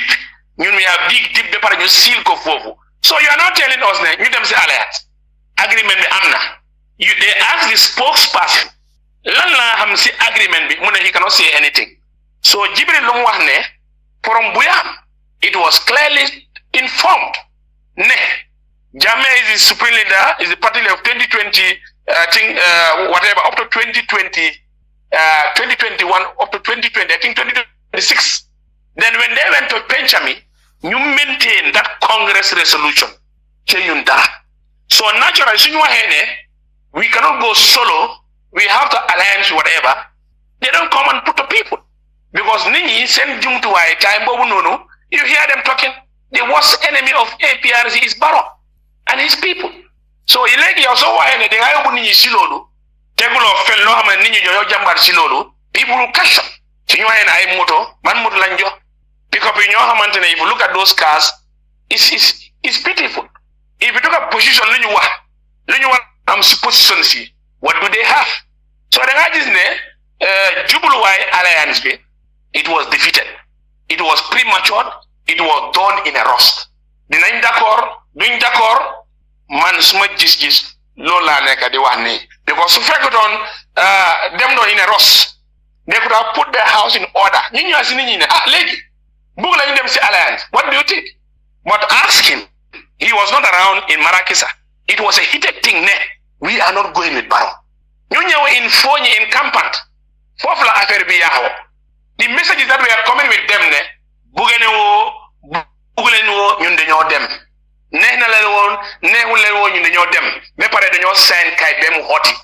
So if you tell people and again, this was Barrow and his cohort. They were doing a lot of ill will to our people because they are about issues of the special prosecution bill. I can tell Jibril, Parliament. This bill was drafted, prepared since Batambilu's time. Bepare, nyom luñ toga, bepare, hamnana nyom de when they don't even know what nyinega toga. Because they came with presidential bill. Bill Bobu Nonu, so this you follow, we go into in-depth. We don't leave the assembly. We want to clear the doubts. Lord, Minister of Justice, this bill would Jammeh benefit? When Jammeh is sanctioned with law, Monko Japa. Japa Bobu no do benefit. Time away Lolo, it didn't go down well with listeners. I've got what I want. Because Jammeh, they don't put him in court, arrest in court. He is not on the arrest warrant. What would deter Jammeh from having? And again, man like the corner. what was there for Jammeh? Because Lua be nego Lua bo S. They change certain issues here. While Lua be Monfon, Jawara was benefiting automatically. Jawara, Ganyina, Jammeh should have benefited. Even some neke, Bala Fatam. His fate is decided by the courts. So, Manam, so holy bit from Neka, tell you go for a Congress.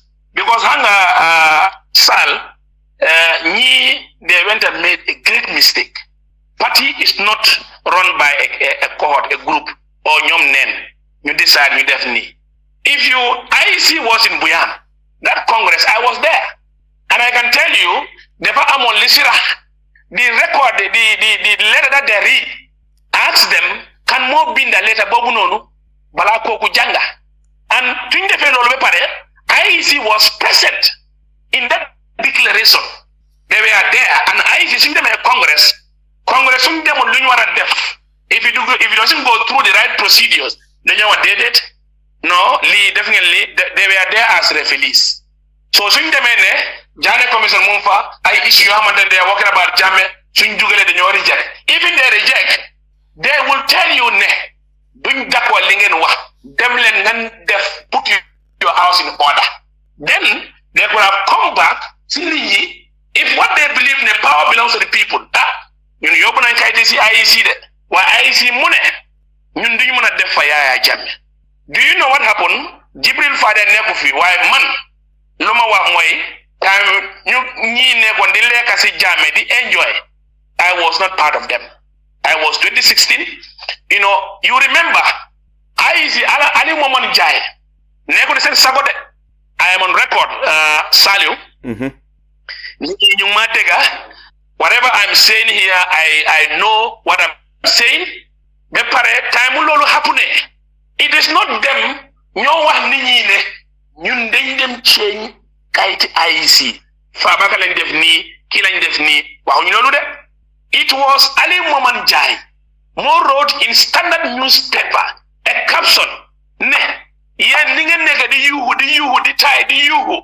Jammeh never flag bearer, and he's not the party leader of APRC. Time lolo happen, then New Soga Nyewa they organized a press com in which I was there. Currently, body quality of Mawa. There was a video, the father Siman. I don't know whether it will be in YouTube or so. I was in disagreement with him. Maneko body is a betrayal. Why don't you people inform people? Be Ali Momon Jai nyew eketi kado. Ne. Lingen nekadi yuhu koku nekofa. Then ngin soga out a press conference to inform people. Maneko betrayal has started. These were my words in Fabakary Tombong Jatta's compound. Telling you def press conference me? You nekadi wahan munu kumase fofu. Hey, you see what they did, whatever what they did. Because man luma this moy, I see frequency press conference in Buya. They went again. Benjamin, they maintained the same resolution. What went wrong? Let them see Yohamane so submitted. IEC will not ban. They were there. They saw it. They should correct it. Congress went wrong. They were interviewed. It is all fine. Other party leaders were invited. It's only a few. You them see IEC gain a Jammeh. Bepare no PC. Then Ali Momanya Munyo Lera. Ne yen the yuhu. Dijel Aibana Jammeh. Jammeh never party leader, and he's not the leader of APRC. Then they restore to a press conference. Can you order you inform them? You know the law says this, the law whatever. But now, before doing why don't you inform people? So Jibril Lumwan the betrayal fofula kumase. So this is how it went on and on in the negotiation of Unity Alliance, Watan Bahuton, harsh words of each other. And we are a family. And I know we could have arranged amicably solve this problem in a better way. Rambo, campaign. I was in Foni, the campaign in deputy, while in chairmanship and local government, campaign Rambo. And I can tell you, elites within them, they Rambo, they were if they prove Rambo win. I have all their names. The plot that they did against Rambo, for him not to even win against Stalin, it was enemies. So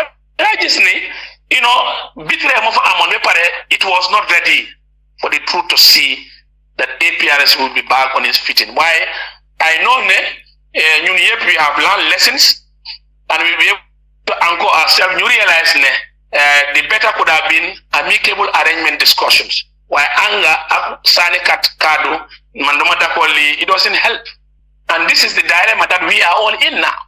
So the onus is on all of us to see it, feel it, realize we should be able to at least do better to improve the status quo or what we want to do. And again, I can tell you, Jammeh, Jammeh promised, pronounced dismissal of executive members in which they supported. By one time, Jammeh pronounced a nyom, they said no, they are not going. So if Jammeh is the hiring and firing, then if he do so now, why was it not accepted? And again, also time we hired first beginning Fabakary, Jelalesi Emeba, they went and discussed. New Aranyala, Jammeh normalized Mbiri. That time they accepted and went into indoors, you agree. Why when this final came, they said we are not going. They have the papers. They went in IEC change. And I can also tell you freely, it is the same IEC Ali Momon Jago Hamantene, a referee of an independent electoral commission. He is happy the way APRC lose time election 2016. And he was applauded. Then you got touch. There nothing, no flag was raised. Referee be why the government people were supporting him.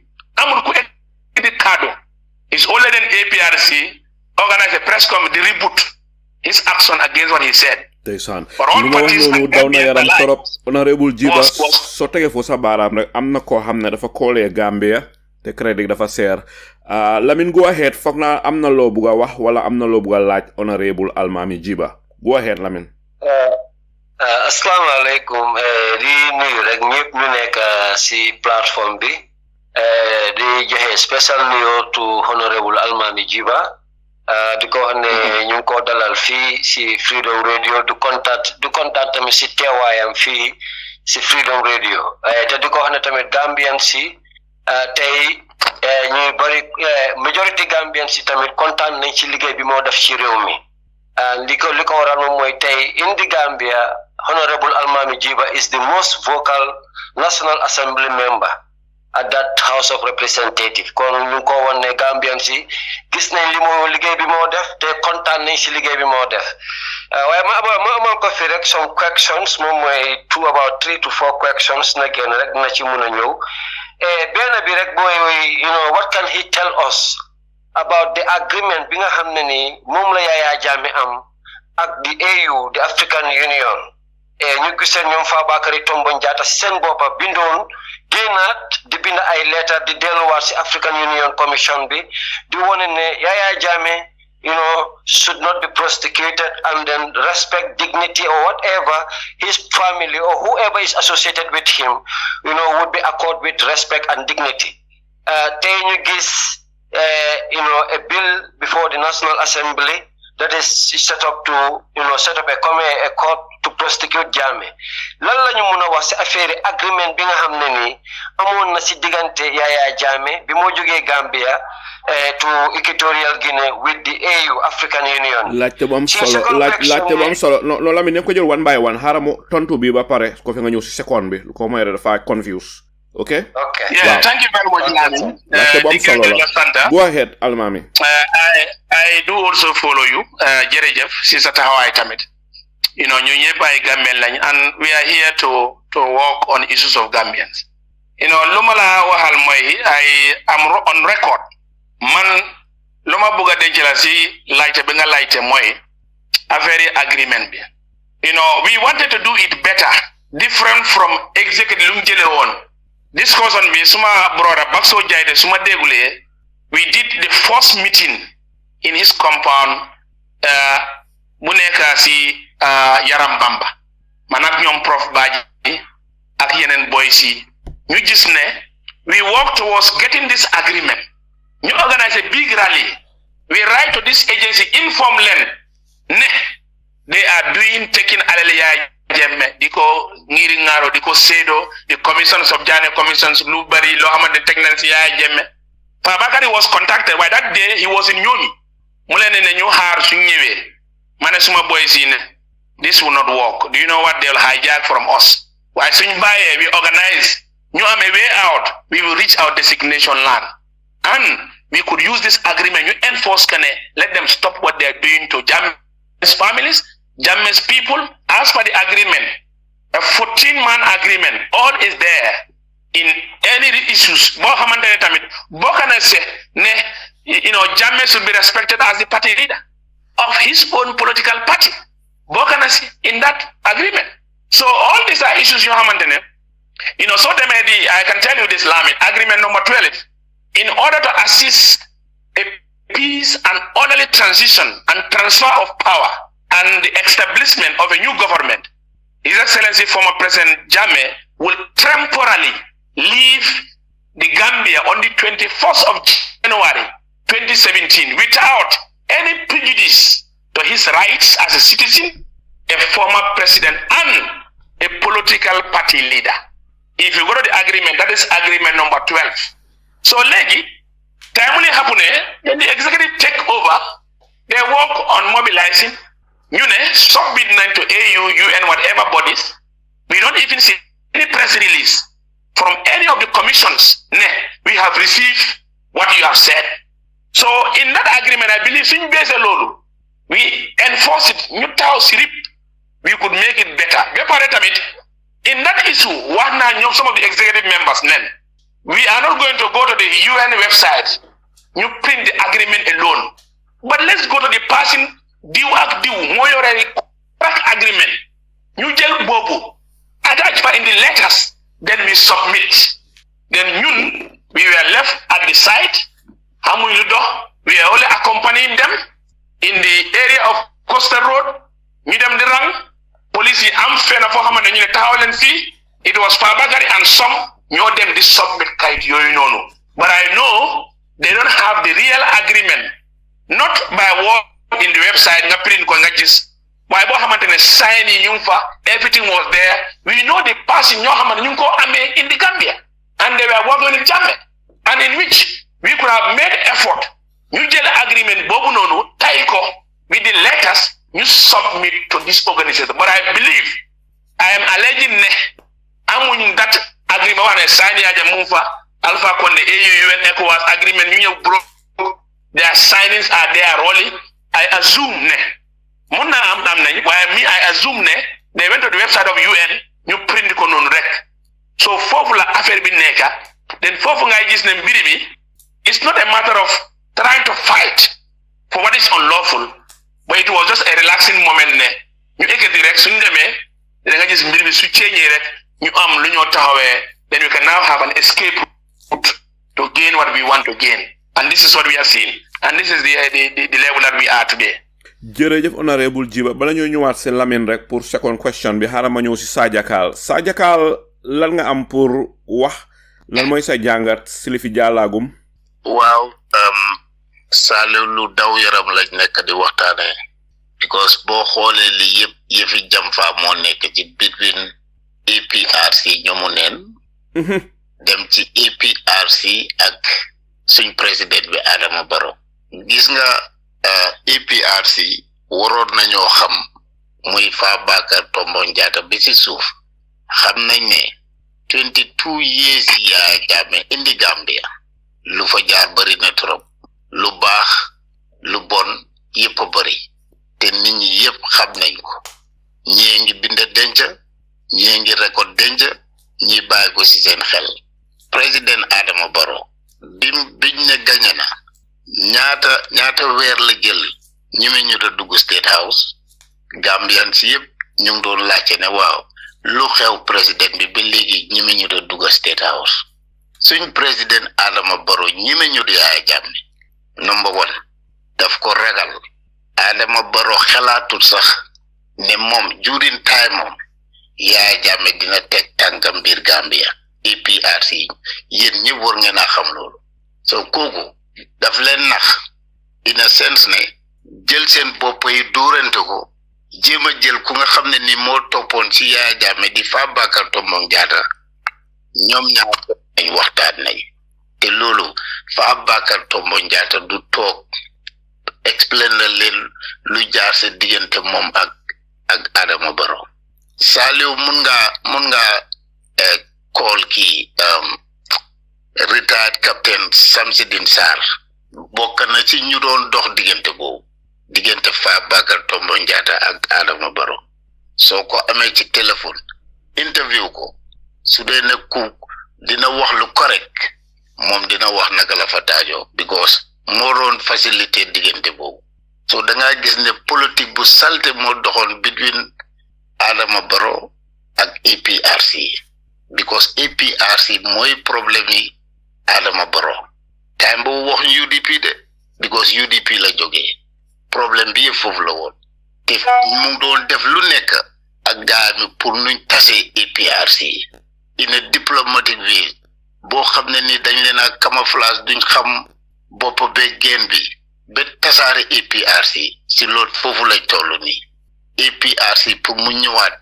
nam menoon bi fa Jammeh nekkee dootul musa am so ñoom nañ xam loolu ne honorable bi jéema la sol sa ngemba bu baax nga takk sa tubé bu baax jéema seet sa groupe boobu fan nga ko mën a yóbbu booloog sax yeneen parti yi pour dekkilaat réew mi waaye Adama Barrow ñun xam nañ ne dafa jam fa Gambia Adama Barrow mënut a yóbbu Gambia lu mooy ak jaxase di whole country lay jaxase nañ seetaat suñ bopp bu baax xam ne Gambia jam fa bi suñ ko génnewul feneek tappale bi duñ dem mukk loolu laa am pour doole ci loolu. jërëjëf jàmbaar Jibril lan nga bugg a tontu kii di Honourable Almameh Gibba ak Sajakal ak li Lamine laajte.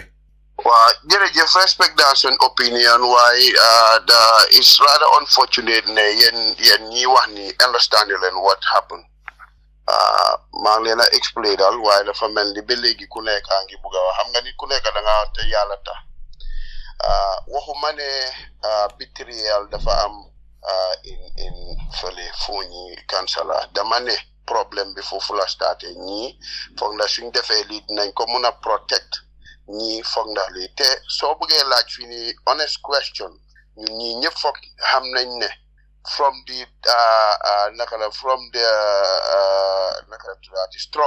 struggle bi ñëw njëkk a bugg a rey APRC balaa président Adama Barrow su bëggoon a rey APRC di ñëw mu négocier ak ñun ñëw laaj ñu wax ak moom ba pare mu dimbale ñu indil ñu suñ ni delloo nañu xaalis dimbale nañu for a lot of things ku nekk li mu wax danga ko li mu def danga ko war a gërëm nañ ko bu baax problème yi Yaya Jammeh is problem of legal te Honourable Almameh wax na ko fi ne ministre bi woon na ko ne président Yaya Jammeh luwaa bi moo teg loxo ci rights am foog naa wax na ko fi léegi nag bu fekkee ne da nga bugg a négocier nga bugg a pour sa président pour ñu indi ko dafa am yoon boo xam ne moom nga war a jaar wisely waaye foogu ma ne dañoo indi confrontation ñun ñëpp xamoon nañ ne UN bi pare woon nañ pour def nañ agreement but loolu yëpp exit stratégie lañ bugga nañ pour Yaya Jammeh génn Gambia jaay nañ bagaasam yi te ñi doon di sign ñi doon di vote gannaaw ñoom Almameh muy Nootu Alliance ñoom foo nga xam ne ñoom nanguwuñ waaye ñun ñi nga xam ne sax APRC su ñaari député yi dañ nangu ne pour ñu taxawal tribunal boobu so da ngaa gis ne nit ku nekk te ñun ñoo leen fa teg ndax ñun ñoo leen support te APRC lañ fa taxawal waaye li ma wax mooy without even 2 yi ak 4 yi ak yeneen 3 yi nga xam ne ñoo ñëw ne dañoo àndaa ñoom mooy 7 yi nga xam ne la loolu mënut a stop nguur gi pour ñu pasu président Jammeh bu fekkee dañ ko bëgg a pasu lii ñun ñëpp xam nañ ko suñ bëggee wax suñ diggante yàlla te fii gannaaw man wala yéen ñi ñëpp su ma fi laajoon question ne bés buñ taxawalee président Yaya Jammeh in court ak ñiy wax ñëpp naan nañ ko war a indi court bañ daaneel ko kan moo fi mun a ekkati loxoom te ko si alquran ne mun nañ ko liñ ko toppa 22 years yëpp du am benn sax boo xam ne du fa mun a rom moo tax ñu ne we don't prefer pour ñu dem ne dañoo taxawa nguur gi head to head waaye lu ñoo def mooy route bi nga xam ne loolu lañ jaaraloon Jawara mooy paadun ñun route boobu noonu lañ doon di approach te ñun du 2016 2018 1994 ba saa si yàlla tey man bi ma ne cëpp United States ba tey président Jammeh lay support waaye nag buñ demee ba xam ne fu mu nekku fi am nañ interim party leader la woon mooy Fabakary Tombong Jatta te liggéeyal na parti bi moo put parti bi together ñun ñëpp si moom lañ nekkoon in the absence of Jammeh te Honourable Almameh mu ngi wax ne Marakisa lañ dem ñu decide foofu ak Foni non 7 constituencies yi yëpp lañ dem 7 constituencies bu nekk am na ay delegates yi dañoo vote few delegates in Marakisa ñoo bañ ak Foni besides loolu URR LRR fu nekk West ak Banjul ak KMC am na few sax waaye yëpp soo ko seetee overall delegates yi gën a bari ñoom ñëpp ñoo ànd pour ñu dem si lifin bi $500,000 lañ spenoon ci loolu man I am aware I'm part of the executive so consult nañ ne ku ne Marakisa rek lañ dem rek ñu def ko non dañ dem ñu consult ñu door a indi lii APRC nag mu nekk yes to alliance wala no to alliance definitely suñ division bi nii is not good for us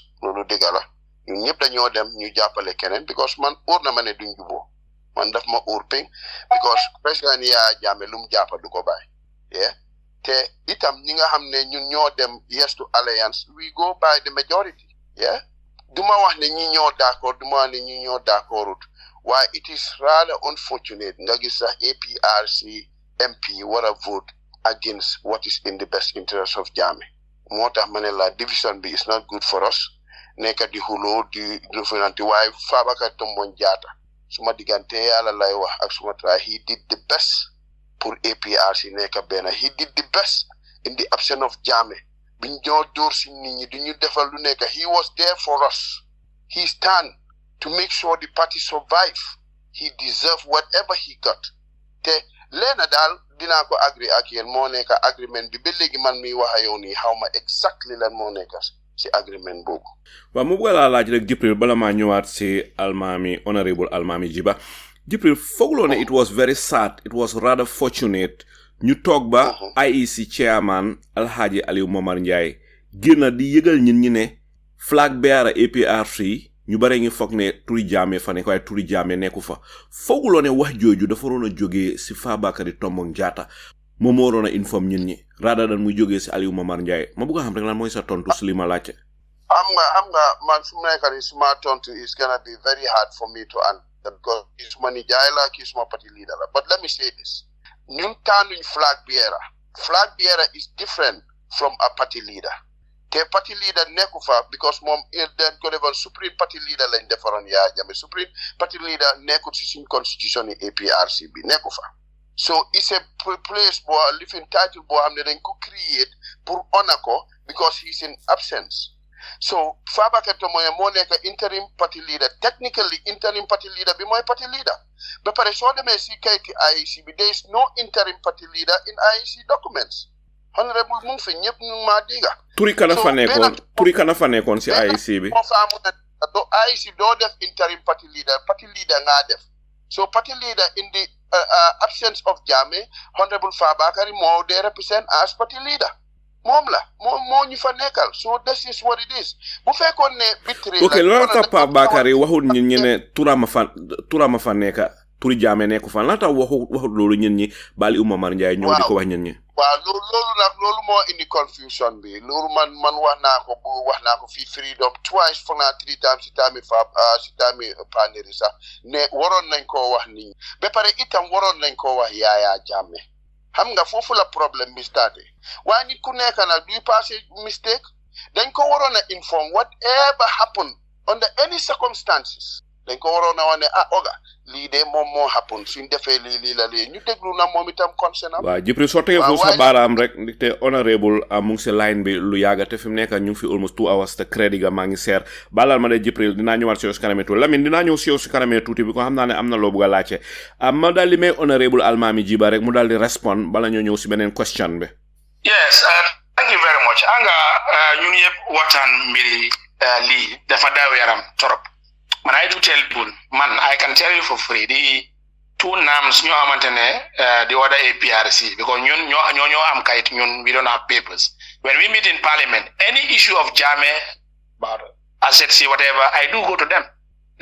This li ak li la am de even the special prosecution bill watana ak ñom waye ñom dañ laxasu with the alliance they cannot leave the alliance ñu support ñu bëgg support because no ma bëgg faram fa Jibril moy I want him to go back to the resolutions of Buya. They don't select the party, the flag bearer Mumfa 2026 or whatever, up to 2021 or 2026, if I could remember. I will search Sal, then I'll for the resolution, they selected him being the party leader and supreme party leader. It's not part of the constitution. Why then for the Puru Degrel Mbiri? Why selection of leadership or in leading a party, then I want Jibril Sufek Amna or Sufek Amut, I'll forward you Sal. You go through the Congress resolution of Buyam. Bepare Bobula maintain in Benjamin. And now, if you follow the constitution of APRC, how man that change at their own accord? Why you Ambohamantane Lalun Komoy? These are the following people you want to attend Congress. Representative of other political parties in alliance with the party, a special guest of honor, observers, whatever, representative of C branches, representative of each affiliated bodies or organs created by National Congress. In that is now, you are now coming with the function of the National Congress. If they are saying that Manuma Wajibiri Moy, Marakisa was a testing ground, you test, you said, then they use, Sunya Mason Nino Haman the Tuti. I can tell him, all these Foni, Basse, whatever, executive members, there were divisions into this alliance. So if you say in majority, what have they won in parliamentary? What have they won in local government election? What have they won in mayoral? So they may, in the caption of APRC, section of function of Congress, consider the approval proposal by the National Executive Committee for alliance with other political parties and review such alliance. Lajan Jibinda, Musnain def lolu, Musnain def that review, amut. So Sufekene, amut, yawnga nyone, mandina sign kay dem hoti. So buge ham, luñ agree, man gasna, ma sulko, deep pepare sit nako. So it means dictatorial, you are saying a yendolen dara. Man legi decide na few decide na man luma wax moy mom fekker ko lajal bori koli I had a confrontation with him journalist ñewon si congress si press release bi depuis IC o awli momon dia wax lolu I told bori ne this is a betrayal brother mune man dem len foñi ngeen sensitize mané ko I am not going to phone you to sensitize this, go and put your house in order len congress a mini congress gen jébalu nit ñi ne ñun de li ak li lañ def. They don't test IEC. Lajal biri Jibril ndax test na ñu yobu kay IEC ne dedet ñun dañ ñëssal kayti ba paré IEC attend Congress.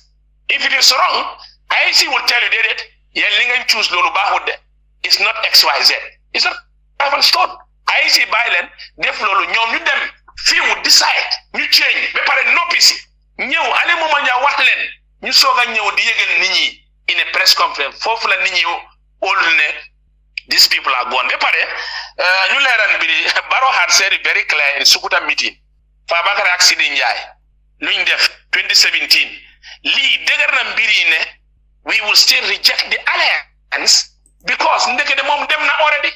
Because Jibril can assure us ne bay bobu nonu man d'accord ma others we are talking ne Fabakary dem na no demwa Barrow ñew in a political rally mo ne lolu ne since 2017 lañu doore discourse li so ñu jëss lolu am na ba paré this box mom sa hejnane munta ham the whole agreement even su xamé wa ñu bari ci APR within the executive xamuñ lan lañ d'accord ñu gis te position Fabakary amna Rambo amna Jahum Pasise amna Seni Mbay amna je Obama ambassador at large is not a position bo xamantene whatever so the rest are left at the mercy so legi the strategy of Barrow moy defa ñew jël ba paré poulet sen baga mu taaj len ne so len bëgg yu mu de because why at the end of the day you mëna oté time pour dem di oté nit ñi dem political scores rally ni is going to be difficult and now Rambo is no more an executive member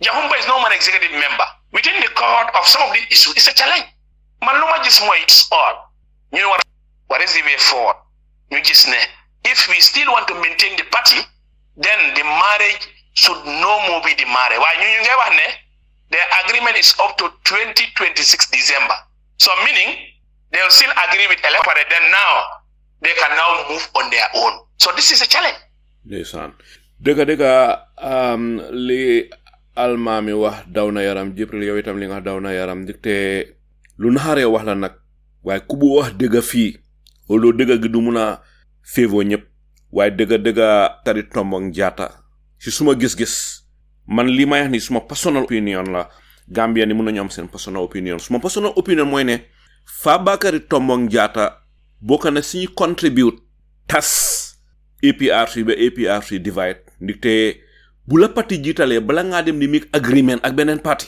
da nga war a njëkk a wax sa waa parti amuloo benn right pour dem di make agreement ak beneen parti te waxuloo ko sa parti members yi te su fekkee ne Fabakary mu ngi doon wax Adama Barrow depuis 2017 ba pare di ko nëbba ñi ëppa doole si parti bi APRC ba Adama Barrow ñëw feeñal ko uñi ko Gambia ñëpp déggal loolu was embarrassment si Jatta ak si APRC yëpp ndite mu ngi dem masale la kadi tuuti Salieu remember the former area council chairman Bakary Saibo Sane in the early days ñu dañ amoon a strong movement in Foni yoo xamante ne the arrest detention ñu yóbbu court will be standing with them ñu meet in Kunkuyang suma area ma ne ko Saibo 28 yëpp waaye am telling you ñoom Fabakary to Barrow mu ne no Gibba it was a push and pull so ko laajte nga laaj ko loolu do you know what he told me Bakary Saibo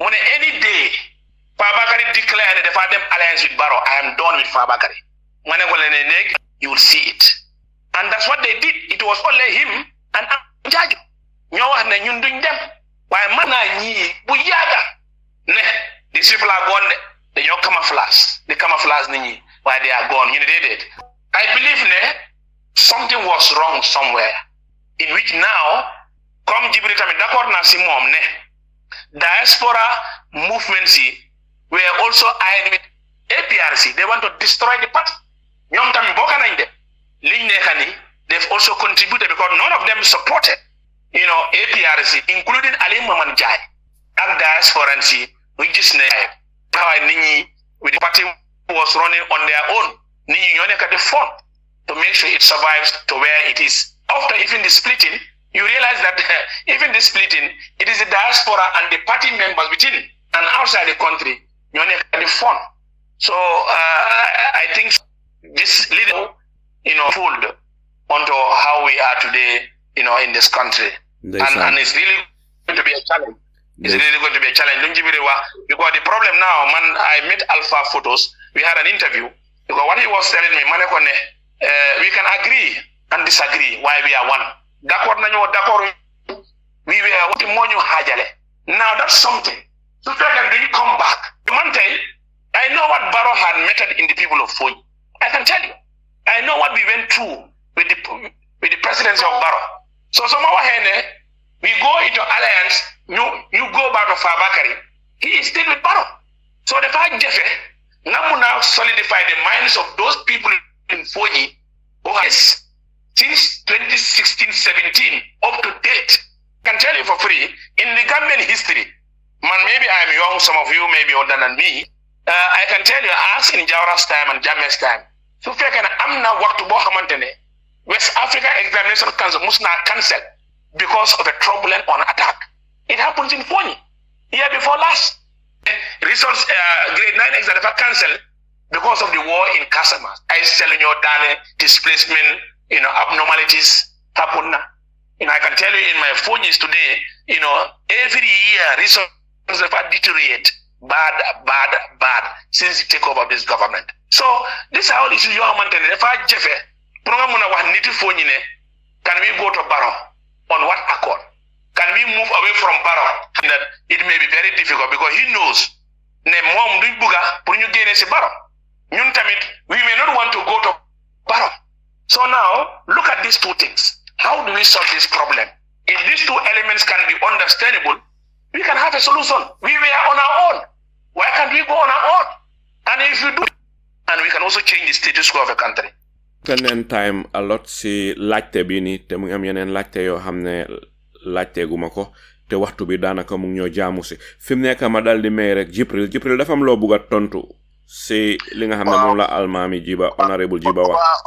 waaw Honourable Almameh man dina difficult pour ñu man muy Barrow muy Jammeh yëpp laa emale man none of them did nothing for me and I don't think jox na ma awards recognize na ma am na respect for me wax naa moom many times but President Barrow su ma gisee moom fii New York bi mu fi ñëwee I think last year yëpp is towards President Jammeh moo taxoon executive APRC soo gisee ñu dem ba ànd President Adama Barrow MPP dimbale ko pour ndimbali President Jammeh moo tax te ba tey I stand. yaa ngi wax ne si ndimbali President Jammeh waaye di parti moom bugut boobu ndimbal santu leen ko. bu naa bugut sa ndimbal bugut boobu ndimbal. waaw xam nga dama laa wax leen the reason why ñu dem fa du loolu laa wax route bi nga xam ne moom lañ fonda suñ jëlee route boobu noonu te fu fekkoon ne ñëpp rali nañ behind ni ko noon tey man mun naa laa garanti ne President Jammeh mu biir Gambia mun naa possible waaw man loolu man I believe in it te li Almameh wax am na benn point bu mu wax ne dañoo ànda Barrow ba 2026 alliance la nekku ne dañoo dem ba all the way to December 2026 waaye dinañ demaat pour laajaat suñ ñi ñu ngi atodi bii sax ñu ngi am meeting in Basse so dinañ demaat ñi through the Congress ñu laaj nit ñi waaye Jibril su xam ne la dañ ko put into pen and paper then fo leen jaar ngeen ono agreement boobu doo leen boobu ñun ñi mënun si dara waa loolu xam nga buñ fa aagee dina leer like I said man APRC la and des àdduna kuy taxaw di deny loolu please paying me I put my money in it and my effort because waaye Jibril dina correct su la nit waxee ne yow nekkaatuloo 100% APRC yow APRC NPP nga half NPP half APRC does that fit you Almameh yaa ngi ree de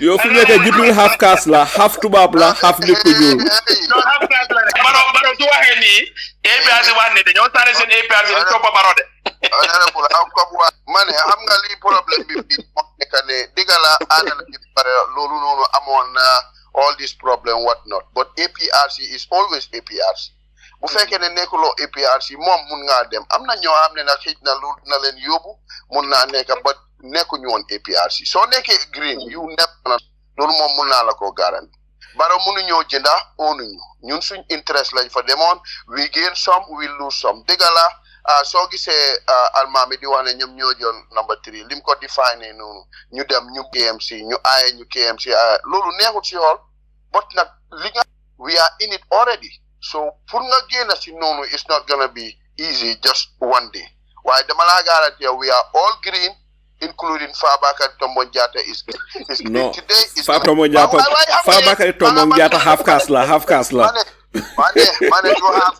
half caste la yow half caste ndax du Honourable Gibba wa mane ma leeral Honourable Almameh di wax ne parti bee ko wax de Rambo moo doon wax ak nit mu mer am nga fana meer Sajakal am na lu Sajakal bu wax Lamine maa ngi ñëw si yow next after Sajakal Fabakary wax na loolu de di party leader Fabakary moo wax loolu de laajal follow the archives kari la de okay Sajakal fire your shots Salieu naam suma goro dama ko bëgg a wax ne na bàyyi nelaw yi Honourable wax na ko luñ bëgg a def rek dañ leen ko aaye ñoom seen bagay yëpp lañ dama kenn dootul naaw ñu nga xam ne dañ topp Adama Barrow nax na leen lam amoon am na ko ci ñoom dootuñ fonson ba mukk yow Honourable lu ma la bëgg a wax rek mooy yéen ay réel AP ñii ni photocopie sax moo leen gën ñoom Fabakary Tombong ak photocopie sax moo leen gën yaa ngi tooñ Jibril de waaw because suma goro mu ngeen nelaw because Adama Barrow daf leen nax dafa am fu mu leen lëma ci ca njëlbeen possible is better ngeen dellu ci Honourable ak gaayama ngeen defaraat APRC waaye boo ngeen bëgg a toog foofu naan defal nañu feeboog lañ doon de bu uti moom mënuñ ko am doo leen ko musa am politique yi Gambia dañ ko tilimal ba pare to yéen a ngeen APRC ñoom ñu ngi xoolee benn bët waaye yéen seen ñaari bët yëpp bon na la so yow honorable jéem a la seet di best way ngeen organise seen bopp ngeen génne seen xel ci Fabakary Tombong Jatta ak ñu ko topp bu leen we seen time jéem leen a seet fa mun a wéeru pour suqil Gambia because baro ku fa jëm rek yaa ngi ci guddi gu bët gu setul jërëjëf jàmbaar honorable bala maa ñëw si wara ñu may Lamine Njie tey mu ngi go ahead.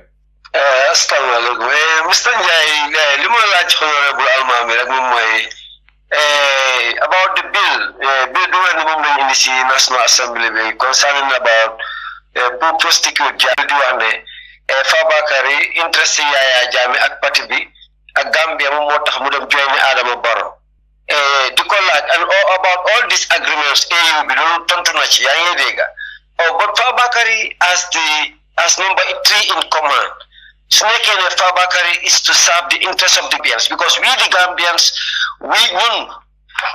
this coalition 2016 it was part of our agendas to reconcile the country because we felt during Jammeh's 22 years regime the Gambians were divided. And in this process of reconciliation, nobody will be left out and nobody will be victimized. This is what the Gambians agreed on. Relation. APRC was not seen as an enemy. I wouldn't want any agenda to see APRC the power of the Gambia. The party have a legacy in that country. And the party is part of our history. Nobody can take Yaya Jammeh's name in Gambia's history. Kon gis nga li ñoo wax moom mooy ne Yaya Jammeh balaa ma ñëw si question bi Yaya Jammeh dafa nekk a true son of the Gambia te doomi Adama kenn mutut te Mr. Gibba am putting to you ne boo bàyyi xel even the name TRRC wane na boppam it was part of the agendas to reconcile the Gambians repair defaraat. So there was nothing like, because we are all brothers and sisters. Kunika na nga sa opinion of sa political, party. But the question that I want to bring to you is that Fabakary, namom the powers at that assembly, with Salieu Njie, na the powers to stroke that bill out of that parliament. Wow. The powers. Okay, number one. I think that, Mr. Njie, Wow, joxagum ko one by one because so teklante question yi daf ñu confuse. So xaaral dina ñëwaat ci yow. So question bi mu laajte Almameh mooy ndax Fabakary Salieu Njie am nañ di power pour stop bill bi nga xam ne moom leen table pour prosecute Yaya Jammeh. To stroke it out of the parliament. To stroke out of parliament. Because just about a case, you take it before the judge. The judge is that independent and has the powers. Really, it's not something relevant. It's not important. We can't discuss it. It's not to our national interest. I'm going to stroke this thing out of the courts. No Fabakary, I'm not that power. That's my point. Okay. Munga tontu Honourable Gibba.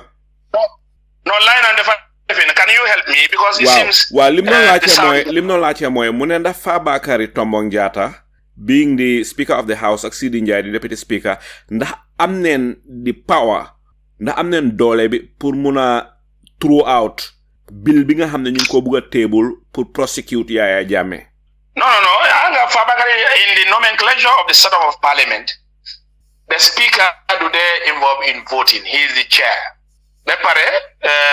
Mom amul kadu in the function of plenary lu nekk di dox ci biir plenary bi. He chairs mu control the session. So members they decide within the ranks of parties. So the other thing also is Fabakary can't decide ne buñ ñu sané ko wala ñu baña sané. He cannot decide that because mom if you look at the nomenclature lu ñëwé ci parliament he is nominated. Fabakary is not elected as a speaker. You nekk the lead in parliament, they are nominated by the president. In that nominee, only 5 of them either a speaker, you elect as speaker, or you elect as deputy speaker. So also he cannot do the same. He can only do it. For example, he wants it to be done. Because he does that. ne di dem convince gaayam yi bili su ñëwee bu leen def lii bu leen def lale bu leen def lale he can do that to influence the membership of NPP from Boka. But as I'm telling you, speaker is a different ball game because speaker don't wanna ote NPP wala whatever mu dem wala ne bu leen sanili wala li bu ñëw. He can decide at his level in the president ne ñun day bokk nañ ci alliance ki nga bëgg prosecute whatever you want to do suñ nit la. What can we do to discuss or avert li ak li in that ground mun na def loolu outside parliament.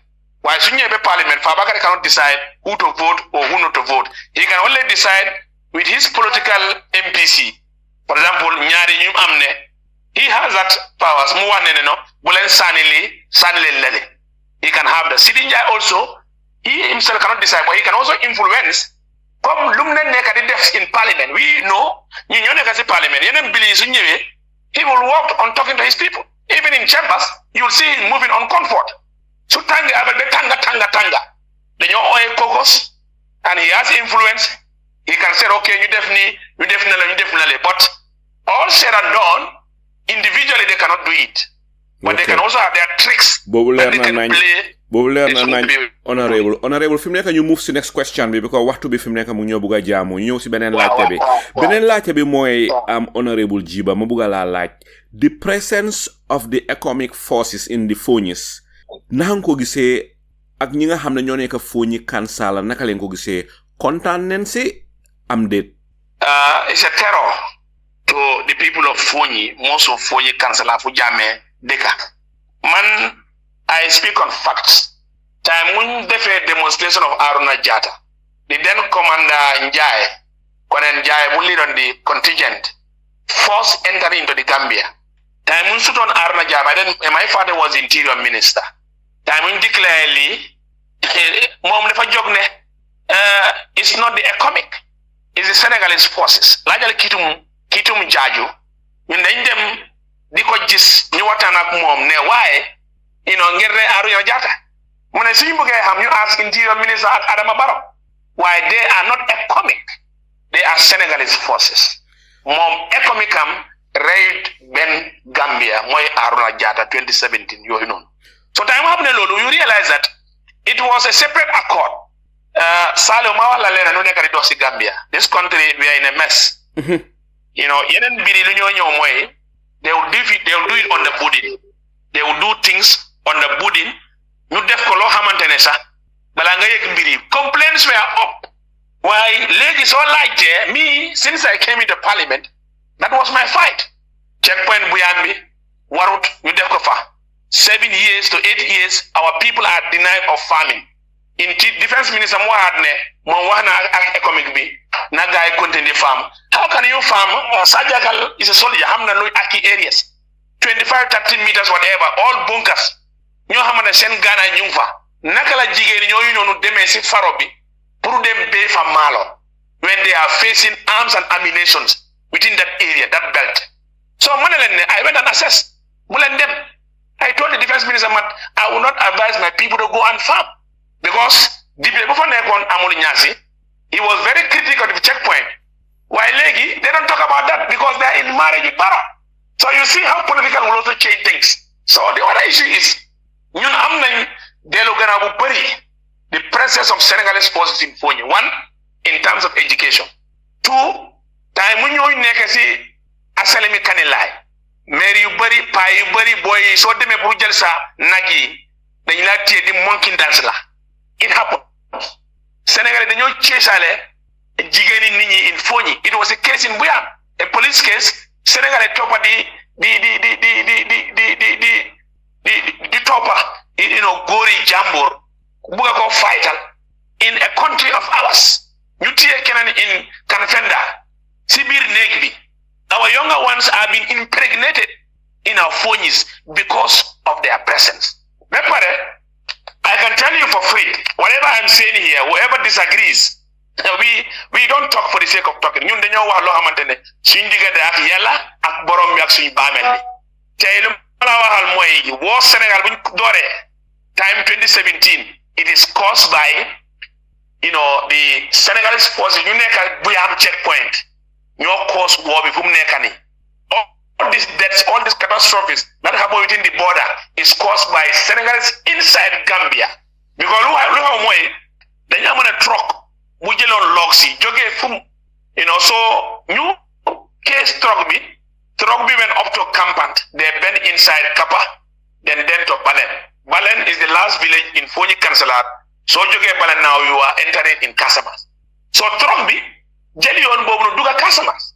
Time duga ka bala mu truck romana Senegalese for yu nekk Kanilai, so yu nekk checkpoint bu yam si seen amoka day ñëw foofu gaay ñu ne leen ne fi ngeen ne duga noonu foofu Casamance la de so leen duggee rebel zone la ñu ne gaay ne fuck off. When they went, all of you can bear testimony. Go to Google and search. Release of those Senegalese soldiers you release on in the Gambia. They cannot tell us how many are there. It's caused by these people in the checkpoint. Then from there, Maki came all out war in Senegal. Now look at way, Sajakal is a soldier, soldier super hair, Lumne Mele, all in combat. Yet side, if Bali you get Taka, Sibir Casamas, you will see those Senegalese forces in Foni, they are all in camo, all in combat.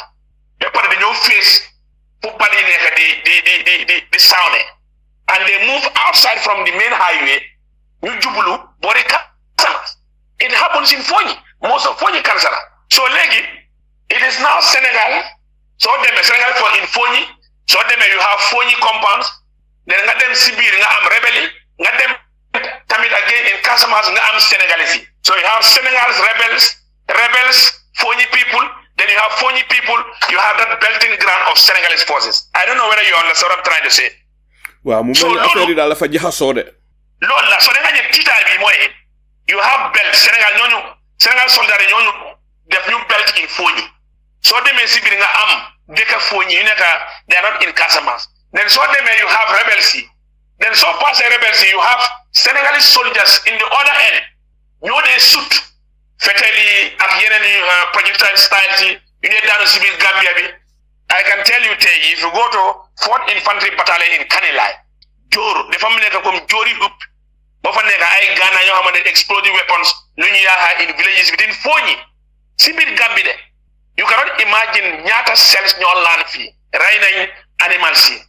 Yahana negi jamburi tal living me animals you body terrified villages. So I can tell you for free Senegal soldiers you make a Foni, they are there for a purpose. One, they want to terrify the people of Foni, that is the main objective. Secondly, then they will now work on a war, Maki plan, a war in Senegal to end rebellion. So the guy is if a rebellion should get Foni, ni muna japa guy. So in Foni you have Senegalese forces. Then am Sibir you have Senegalese forces at the other end. Then rebellion unit Sidiga. Then by the time in 2017, 18, 19, this country could have been a place. Hey, if I make you on Boribog not bad. Rebellion Duga Gambia.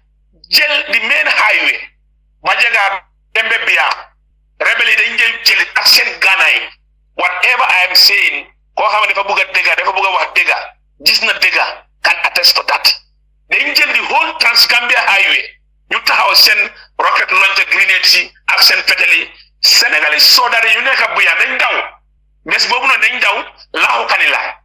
Colonel Omar Bojan, former PR of the Gambia Armed Forces, he was then leading the borderline. Monyo with Gambian soldiers, Gambian flag like Ekati, Bepare Nyo Ramal and Danka, Nyawatan Ak Rebelli Dengilon Gambia in Foni. Because of Nisen into you buy Gambia Duga Senbir, Helen, Hey Meti, you down New Sibiti, you Topalen, the hair. Omar Bojam, the commander, more definitely peace broker, you take it in flag. They are coming with foot, with their arms, you touch at rebellion, Watan Muguda, Guy by Deka Gambia, you Duga Sen Alabi, Senegalese, you neka Kanilai. You saw Kumase demand the checkpoint in Buyab. So Lee Mofa Ewan, a serious government, a responsible army, a responsible presidency. Some of this catastrophe, it could have been a bliss in the whole country. It was done this way.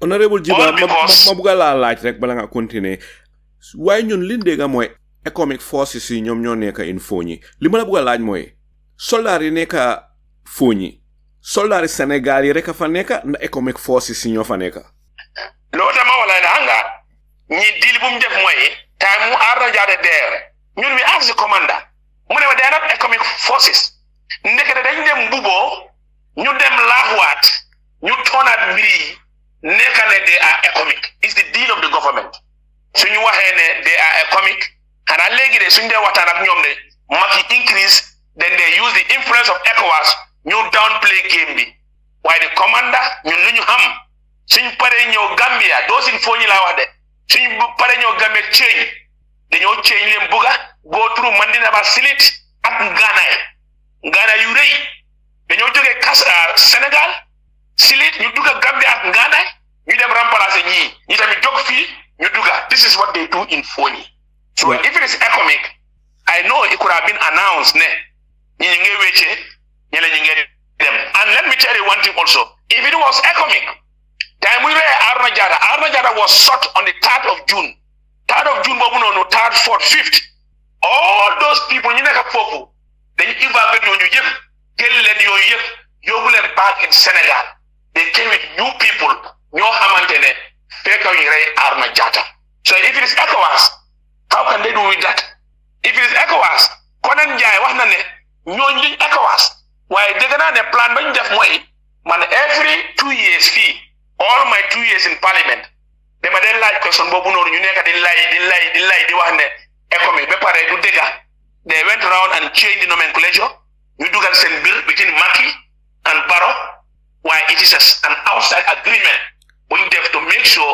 they terrorize people of Foni ba pare fight the rebellion in Casamance. Okay, Honourable Gibba ndax lu correct la su fekkee ne dafa am ku wax ne soldat yi nekk Foni nguur gi dañoo wax ne economic forces leen soldat yi economic leen waaye Senegalese forces leen in the name of economic dañ leen jox turi economic forces rek waaye soldat yi Sénégal ñoom ñuy operate in Foni mu mel ni xëy na am na agreement bu nekk diggante wala am na agreement bu nekkoon diggante Adama Barrow ak Macky Sall pour ñu jël soldats sénégalais soldiers si def leen in Foni ba pare jël soldats sénégalais si def leen in Casamance nga xam ne soldats sénégalais si nekk in Foni dinañ nekkay traité ba pare di suppress di gëtën di oppress ñi nga xam ne ñoo di ko Foni pour leen tiital naa leen gis ngeen soo leen fi buggee def rébellion because of Yaya Jammeh fii ngeen ñoo fekka di leen traité xëy na loolu ñu indi fa soldats sénégalais def leen Foni ba pare on the other side nga am soldats sénégalais yi nga xam ne ñoo nekk Casamance si border bi nga xam ne soldats sénégalais nen mun a contrôle jolaay nekk Casamance ba pare soldats sénégalais nekk Foni mun a contrôle jolaay nekk Gambia ma bugg a laaj su fekkee ne dafa am nit koo xam ne nii la ko gisee yow lan mooy sa tontu. No, correct, exactly. That's it. It's correct. Amul loo xamante ne kenn du wedi even guru su ñëwee pour wedi they don't have facts because ñun jubluwaayam mooy tey dañoo wax ne soo gisee war bi intensify in Senegal the causes are the Senegalese soldiers in Buyan ñoo cause this war boo xamante ne tey xale yi ñu bëri réer nañ destruction of farmland animal si yaahute drone si unwarranted arrest of mass Gambian brothers ñoo xamante ne most of them were arrested jël Senegal ku ñu rey in Gambia Dua Badji dañ ko fete rey government cannot know his dead body he was killed in Gambia in Jilamfari yóbbu ko for 40 days nguur gi xamut ndax deena ndax deewut bés bu mu gaañuwee bés bu ñu ko sotee we went and informed all government echelons ñun ñoo dem def search inside Casamance in a hospital in a mortuary ñu xam ne ndekete oo kooku deena ñu soga inform leen ne ñun suñ nit ku nekkoon di search tey mooy 40 days ndekete moom gaañu na de this is how nguuru bi yelloo jóg communicate inform Barrow ñu soga liggante dead body bi ñëw indi Gambia so all what you are saying is true ne that is the deal ba pare ñun kenn ñu mun a génnee si deal boobu noonu ne loolu du deal ba because su fekkee ne Gambian soldats yi Sénégal soldats nekkuñ Foni I know Senegalese in the other end duñu am sañ-sañ pour attaque su fekkee ne ñi ñu nekk Foni in Buyam jogutoon dugga si biir Casamance toppa lifin bi naka la ne waaye sa trop bi di xeexal rebelle yi foofu then rebelle yi dañu mun a ñëw Foni ñu sesu they seized the entire highway for more than 2 hours. I can tell you for free the Gambia Armed Forces su fekkee ne wax na mun nañu wax dëgga rebelle yi ak rocket launcher grenade ak seen fetel yi ak seen lépp dañ taxaw si yoon bi mel comme dañ moom dëkk bi. It was Omar Bojang and his contingent in Kanilai ñoo ñëw ekkati seen flag in a long range ñu ñëw ndanka di jébalu seen boppa ndanka waxtaan ak ñii ñu soog a bàyyi highway bi am sori ba jegaar duga waaye ñoo xamante ne ñoo cause fracas boobu noonu dañ bàyyi bi am daw dem laaxatu Kanilai. Do you see how unfortunate issues are? léegi Gambie ne dem leen ngeen dee ñun kay dem leen suk si biir waaye ñun kay daw nañ de bàyyi leen so ñooñu su fekkee ne góor lu ta taxawuñ they had to live the whole night nelawuñ bi am de. Honorable Gibba mu nga leeral ma ñan ñoo demoon rebelle Casamance ñoo def loolu ndax soldats Sénégal yi ñan ñoo demoon jël bridge bi Farafeñe foofu. ban bridge. ñan nga wax ne ñoom ñoo duggoon jël Foni contrôle ko rebelle sénégalais yi la ndax soldats sénégalais si. non because lu xewoon mooy sénégalais soldat ñoo jógoon biyaar di tewpat trop bi. time toogee trop xeeti humba be they are fighting with Senegalese ñu ngi daw di ñëw baak rebelle ñoo ñëw dugg Gambia jël main highway bi. ok rebelle sénégalais si rebelle Casamance. rebelle sénégalais waaw so ñoo ñëw jël highway bi Sénégalais ñu nekkoon di xeex ak ñoom. dañ daw bàyyi cekoor Buyam bi dem laaxu Kanilai. tay bu defee loolu léegi mënuñ dara Gambien soldat yi ñoo jóg ne ñun duñ bàyyi suñu dëkk bi tàkk ñu jóg with the arms and ammunition Gambien flag ekkati ko ñu ñëw ndanka day gisee ak rebelle yi in Bajaga bi ko ñoom dañ jëloon highway bi sax. lan nga foog ne moo tax soldat yi sénégalais si daw dem laaxu ji Kanilai. ragal nañ di dañ leen suuf ko ba pare daw ñii dañu bagage. so mu mel ni su Gambian soldiers yi jóguntoon dem naxante rebelle si Casamance ni kon affaire yi mënoon naa spread mënoon naa nekk lu garaaw. No, it will even spread to the whole of the Banjul. I can tell you. Sal Nguur Njie, they are playing with fire, but they don't know. It could have been a worse thing. So fair the pragmatism of the commander than Omar Bojang. Definitely no. This could have even split to combos. Mepare de pa isi, wo bugara wo hamantenesa. It becomes a problem. You cause APRC down legi yen Gambia ni akrebele kay reyante. Why thank God? You ñew nanga watan rebelle bay. Mungo honorable Sajakal amna lu mbuga laache. Go ahead Sajakal.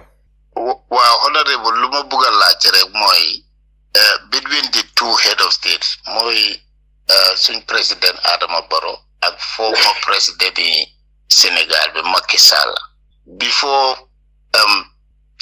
Senegalese troop boobu noonu extra bi ndax loolu indi woon nañ ko ci parlement bi pour ngeen waxtaane ko pour ngeen vote yes or no ndax loolu amoon na. Okay, make no response. No agreement that was written. Hanga ñi a lot of agreement ñoo xamane ñu ngay def doo gis doo dégga da nga dégga rek waaye isuñu ko dara ci parlement. I know they did it on their own accord without the approval or even the knowing of parliament because all my questions over follow you go to the archives of the National Assembly. I was very critical on the issues of this occupancy. See what I know is ECOWAS you want to decide. Sometimes I give them references ne. Can't you people change? You ne ka Senegalese for example ne su fekke ne li ngeen wax man xamna ne dole wadu dega. Waaye su fekke ne lolu dega la ngeen change Sénégalais yu nekk a Foni ngeen yóbbu leen Yundum. Nigeria yu nekk a Yundum ngeen yóbbu leen Foni. Do you know what these people tell me? It is a decision of ECOWAS. Why do you? So meaning, what do they want? Prepare war mu nge xew Foni, ñu nge rey doomi Foni, ñu nge reyante Casamance because of problem bu fa nekk ci border. So generally, no agreement was brought to parliament. It was ratified or informed nit ñi ne ñun de li lañ bëgg def. Waaye li ak li lañ bëgg. Waaye we were also told that they signed this long since since same time coalition bi. This is what we were told. Why? So like can we ñëw pour wax mbir bi. Kenn ku nekk mu ngi daw res. Mu ngoog bala maa ñëw si Jibril Honourable Gibba bala maa ñëw si Jibril mu am lu ma bugg a wax definitely métti na ma trop suma biir xol ne Sénégal soldiers nekk Foni dañ fa nekk di oppress nit yi waa Foni ba pare on top of that ñu ngi am terrorize góor ñi ba pare di biiral xale yi jigéen ñi loolu waruta am loolu definitely is very painful as a Gambian ne ñi sofani ay Gambian leen ni ñun te du ñàkk nguur gi xam na ko su fekkee ne xamuñ ko na ko gaay xam bés ni ki tey war nañoo jël action li waruta am ko li mun naa cause very big rebellion mun naa cause very big problem so Jibril su fekkee ne dafa am loo bugg a wax rek go ahead. waa di métti lu li nga xam ne moo xew ni Foni man always daf ma dee naxari torop dañ ma dee calm down sax si suñu executive level bi si ñëwee man dama dee nekk real radical because nit ku nekk da nga war a gëm sa réew nga gëm sa boppa lii yëpp yéen ñoom saa jàkkal yéen a ñu ko indil coalition 2016 bi. ñoom la de waxal de ñoom la de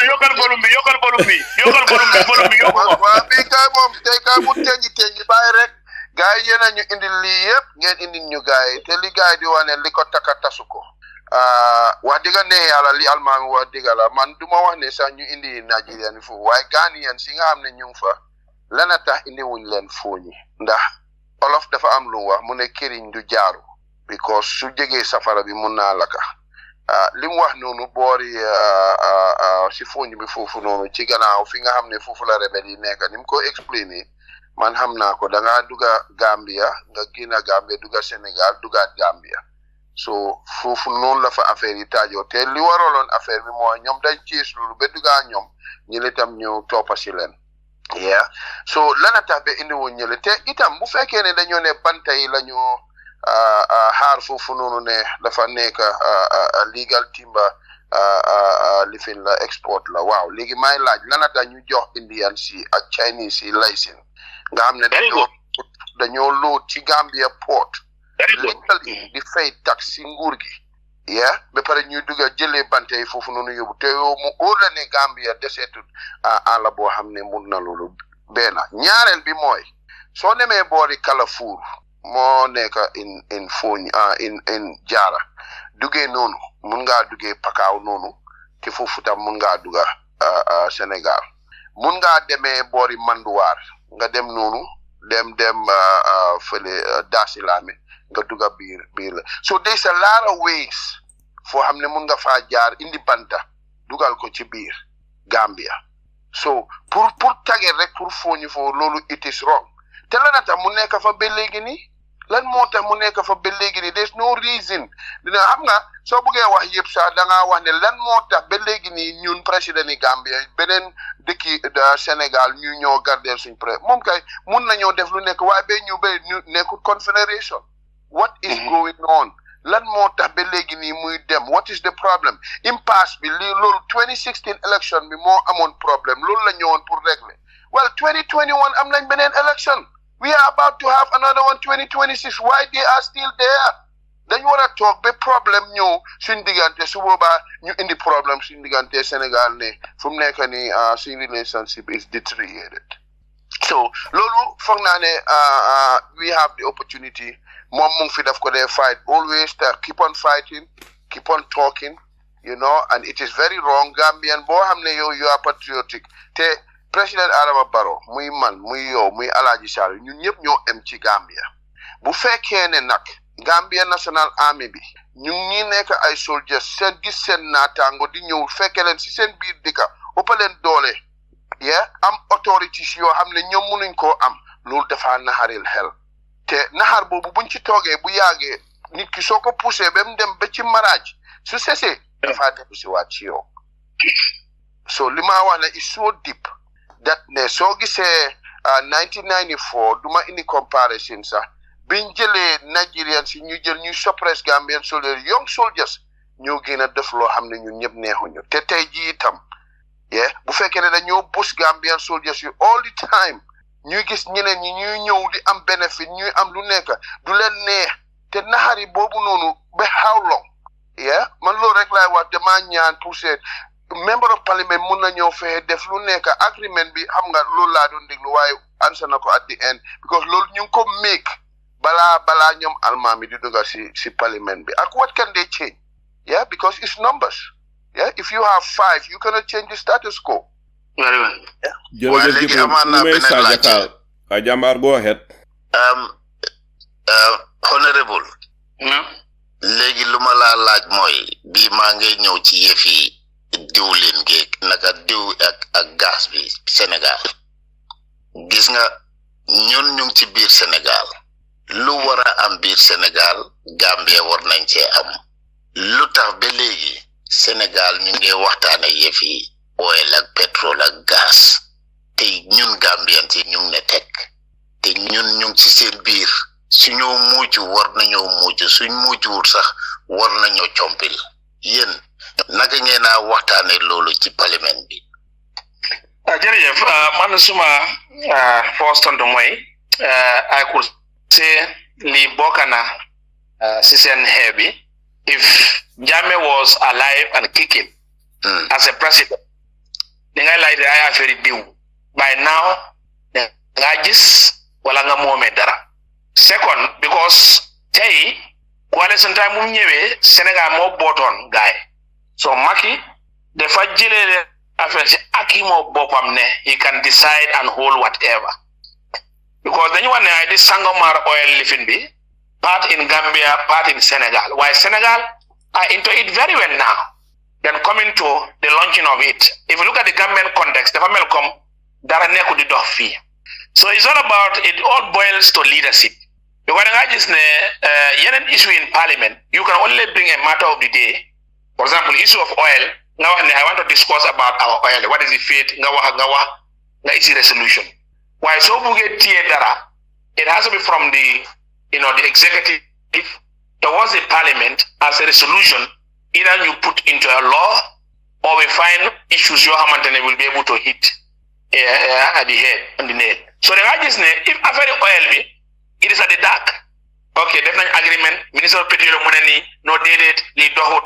Do ham bopabi again. So transparency is not shown in this government. Since 2016 period of coalition, they have failed. And they continue failing in taking responsiveness. New mom. For us also to come out, new hamne, domi game the yellow ham. Affair oil from Tolo. What is the fate? Land modest. Why are we not into it? Or in fact, we are in borderline with Senegal. What is the resolute aspect? So all these issues in line is all at the dark. So we will not blame any. It's the executive. So we can do push, discuss our matter of the day in parliament. Why the implementers, people need to know our oil, the fate of our oil. What is the progression? Land modest. In a far Gambia limited. Look at contract with Dohot. Bibunjo, how far are they drilling? Do we have this apparatus to make sure we do our checks and balances? Are we okay with the system in which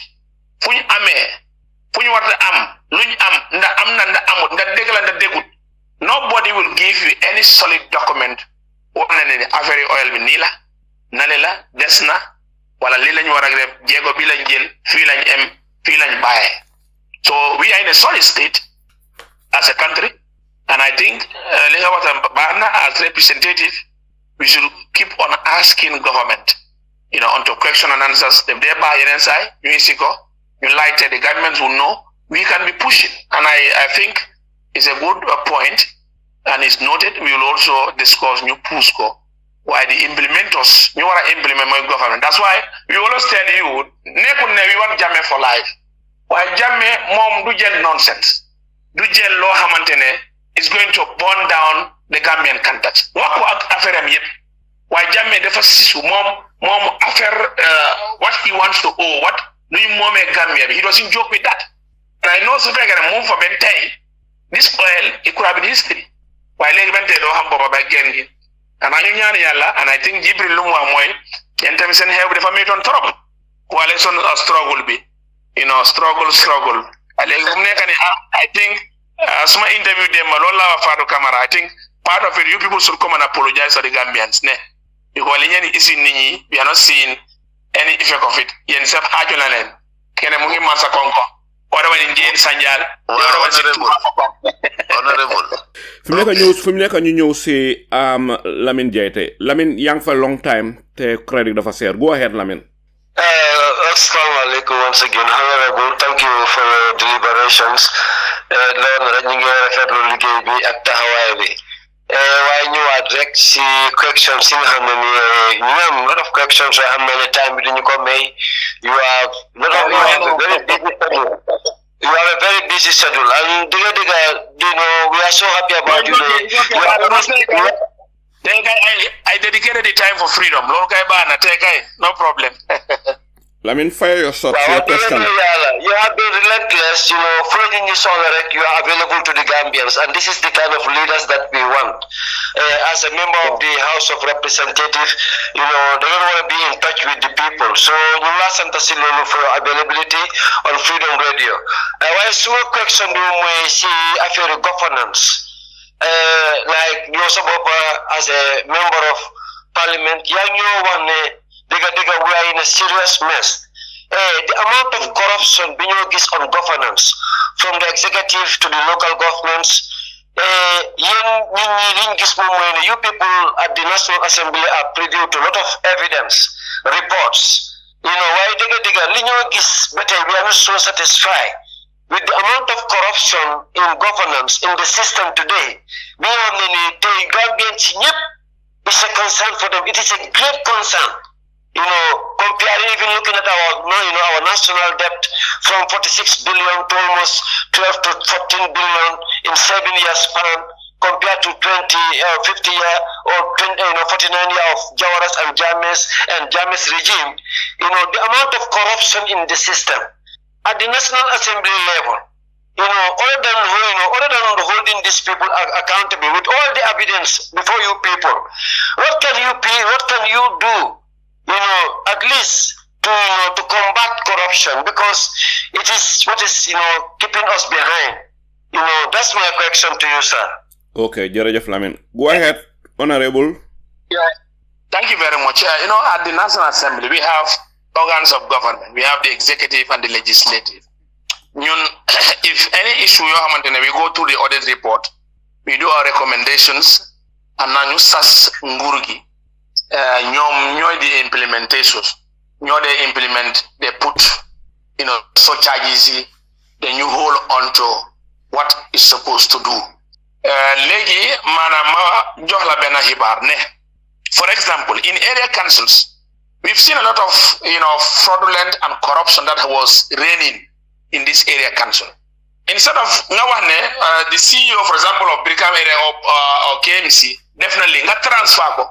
Nga gene ku nekk Brikama nga yóbbu ko KMC nga yóbbu ko KMC ku nekk Brikama nga move Masakongo to Basse to Kerewan, floating corrupt people who are already been tinted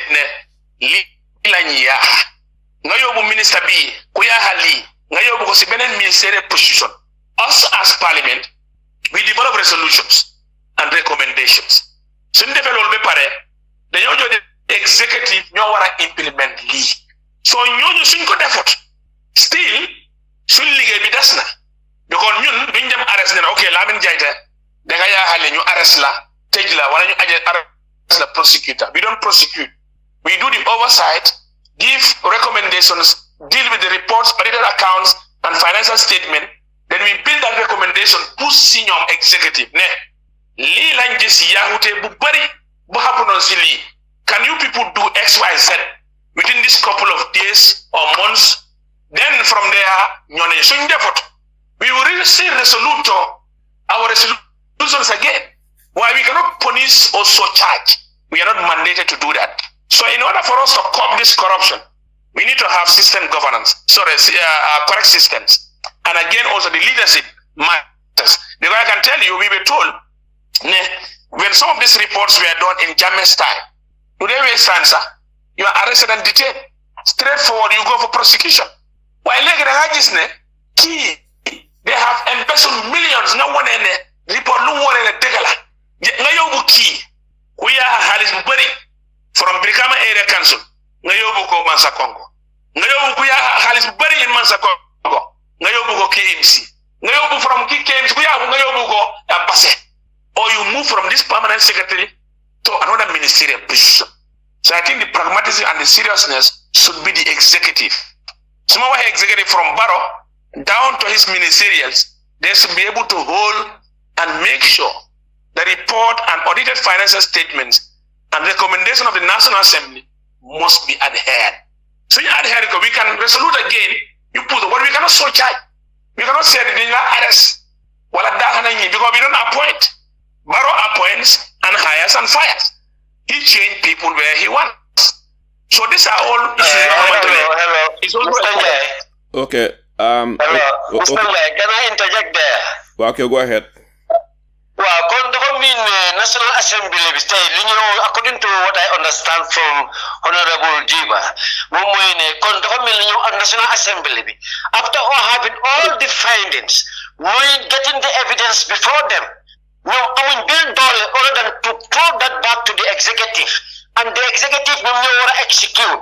So what is the use of the National Assembly when these malpractices are done by the executive members of the, because they are the local, we are in the local government scenario. But we have seen the same thing at the Ministry of Health, where the permanent secretary is at the court for malpractices. The finance director is at the court for malpractices. Those people can be before the court. These are findings by audit reports. But my point here is, Mr. Honourable Gibba, government, according to my understanding, any effect, to combat corruption, because you make resolutions, you make recommendations, and then it depends to the executive. Couldn't you want to carry out? Okay, make a respond, Lamin. Make a mutantu. Okay, Daniel, Lamin. Because we make only 5 minutes. You can go ahead on my point. Okay, go ahead straight to the point, Lamin. My point, according to my understanding, I have seen them, according to my understanding, it's meaning effect on governance. If there is even malpractices, corruption, evidence are before them, resolution and recommendation and throw that back to the executive. What is their duty? Okay, make a respond. Okay, Mr. Gibba, 5 minutes then. I'm going to answer in 1 minute. Around. Okay, go ahead. I think you have to understand the issue of governance. We have the executive, the legislature, and the judiciary. These are arms of government. We cannot be prosecuting, arresting, and detaining. It's not the mandate of the National Assembly. I think so. They made the constitution and who is the National Assembly. The responsibility of the National Assembly to give you a befitting answer. It will help you. The new enquête, Jammeh results, ne li bahut. So bahute, this is what we want you to act. You pass the executive. Executive, when he does, they pass to the judiciary to be sent to court. So if they don't do within the period, we will call them back. Ne, you are not doing what you are supposed to do. It is the responsibility of National Assembly. We charge them of content of what they're supposed to do, and they're not doing it. Why? DP Bobo, whatever we are resoluting, they will say we have passed for ages, and they are working on XYZ to make sure prosecution and other issues is done. So he has to understand the three arms of government. One cannot go with the other. If the National Assembly is doing their work, executive never did said work. Do them. If the executive is doing their work, judiciary is not doing their work. It's not going to work. That's why I said governance is of three arms. Lozuta has a reprec. We will help. And the National Assembly is doing utmost effort. So just saying a demot, we will still call and resolute to tax them that this is what it's doing. And in which we've seen the last audit report of COVID-19. They are doing some resolutions and they have did some resolution in combating issues of the recommendation of FPAC, in which part of those issues, others are going to court, in which so the Minister of Health, Permanent Secretary Bogan and see resolution being passed in the National Assembly, in which some of those parts are also implemented, but it needs a holistic approach, both sides. Jërëjëf Mr. Gibba fi mu nekk ma dal ñëw si Sajakal go ahead. waaw sëñ bi man maa ngi sakkat ba léegi ma ne demal ba si man naanagum ndox sorry. Aha, ok bon fi mu nekk bala maa ñëw si Jibril yow laay mujjee pour nga tëj affaire yi Lamine ndax am nga 1 minute fi mu nekk ku nekk dama laa jox 1 minute because of ñu ngi fi 3 hours fi mu nekk wax dëgg so Lamine lan nga am pour wax fan nga tëjee Lamine lan nga am pour laajte wala lan nga am pour wax nga dal di tëjee thank you very much Mr. Njie li ma am pour laaj Honourable Almameh moom mooy ne ñu ngi dégg ne moom he is trying to take the Gambia government to court concerning about Jammeh's assets ñun ñëpp li ñu mën a understand moom mooy ne Jammeh commission bi liggéey bi ñu def according to many Gambians because ñun we are concerned Gambians and we are concerned about everything in this country so ñun li ñu mën a understand moom mooy ne during Jammeh's time when the commission was made the Algali commission li ñu understand moom mooy ne di APRC ñoom ñoo jaayoon bagage yi nga xam ne ni commission boobu noonu loolu lañ recover but under this Jammeh commission mënuñoo dégg fenn fu ñu make any announcement from APRC doing notification to the general public ne Jammeh's assets will be sold on this time on this place at this place so musuñoo dégg loolu but Jammeh's assets were sold moom ñu ngi dégg ne he is preparing a document or whatever a case against the Gambia government lan la ñu mën a wax si loolu concerning Jammeh's assets. Jërëjëf Lamine very important question go ahead. Yeah, thank you very much Lamine I appreciate it man suma taxawaay mooy it's almost 2 years in Parliament issues of Jammeh's asset def ma interest lool because nu nguur gi wone ne Jammeh moomut ñoo war a jël ñu dëgëral ne is for Gambians waaye in their struggle to make sure they put that dañ gis ne dañ accimo alal yu bëri moomee seen boppa at the detriment of Gambians people so loolu tax man suma question nu ma laajte if I ask the justice minister cannot give me a receipt a name asset C kan moo ko jënda kan moo ko sell how much was sell rough amount group amount lu moo joxe is nowhere to be founded I did it for 2 solid years amut loo xamante ne mun naa wane ne lii ak lii moo set lii ak lii setut nga amee flock of cattle nga ñëw ok Lamine ok yow yaa moom cattle yi yëpp ñaata la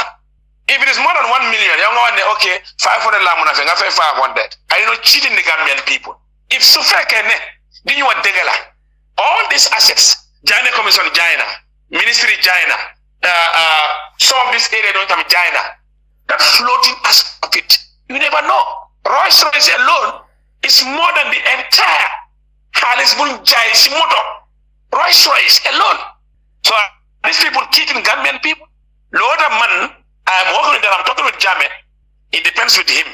So much you had that power of attorney. I'm ready to sue the Gambian government under the embezzlement of assets of Yaya Jammeh. It's underestimated.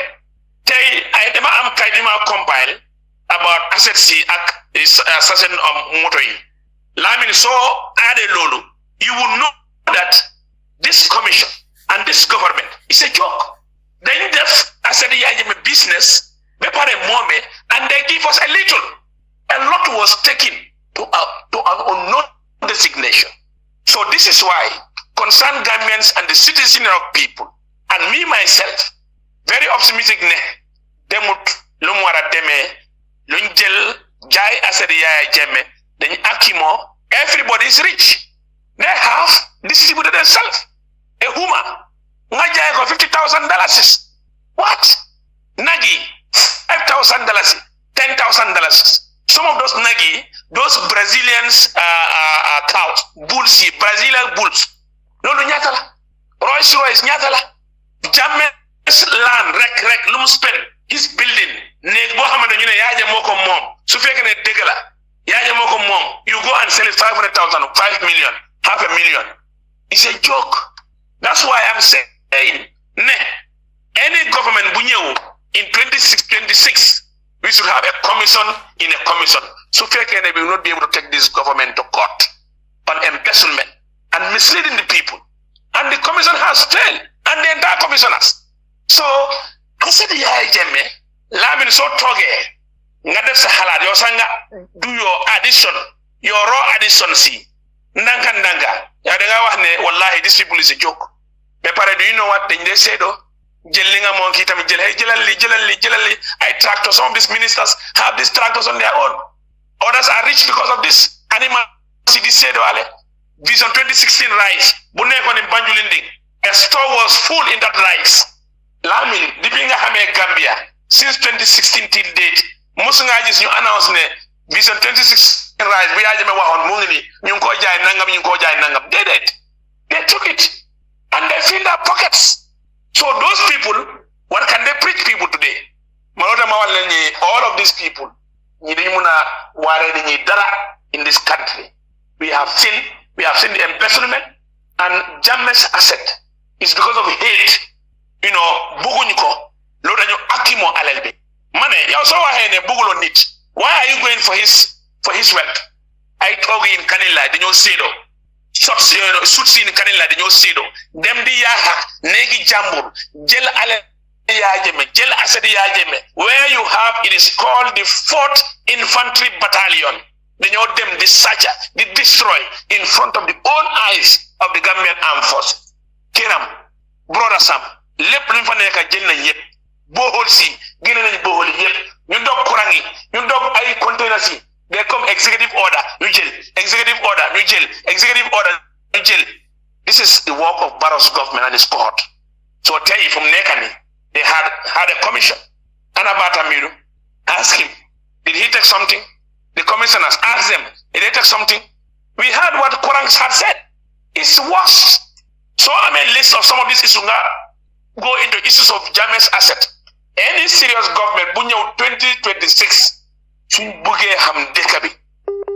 a commission in a commission, wallahi lamin kena kunega daga duga sipabi. Chuna always a tursado donye mena gena because of Rusby. They have failed the Gambian people. Akimo alele Jammeh, Bugulo ya Jammeh, Rekatla, Bahut, definitely ngadem togam. Do you know that others, even Lalamsa, is in the house of people? They are sleeping with their wives. Togo ya Jammeh, they are in their palos, room and palos. They are sleeping with their wives. Satala ya Jammeh jennanko. Hidoi akyeneni almori. They took everything. You are now saying that man who had worked for 20 good years, Jammeh sa amudara. Do you know what happened? If Sufek and Dara ya Jammeh sa, muna yuko jelsa, you dem jaiko. But let's remember, governance is a process. What goes around comes around. And tubabe who feels it knows it. By a man, suma own slogan money. Who feels it, touch it. And we will touch one day, and we will be there to make sure all this will be repealed one by one. It's all done by these coalition partners and the Barrow government.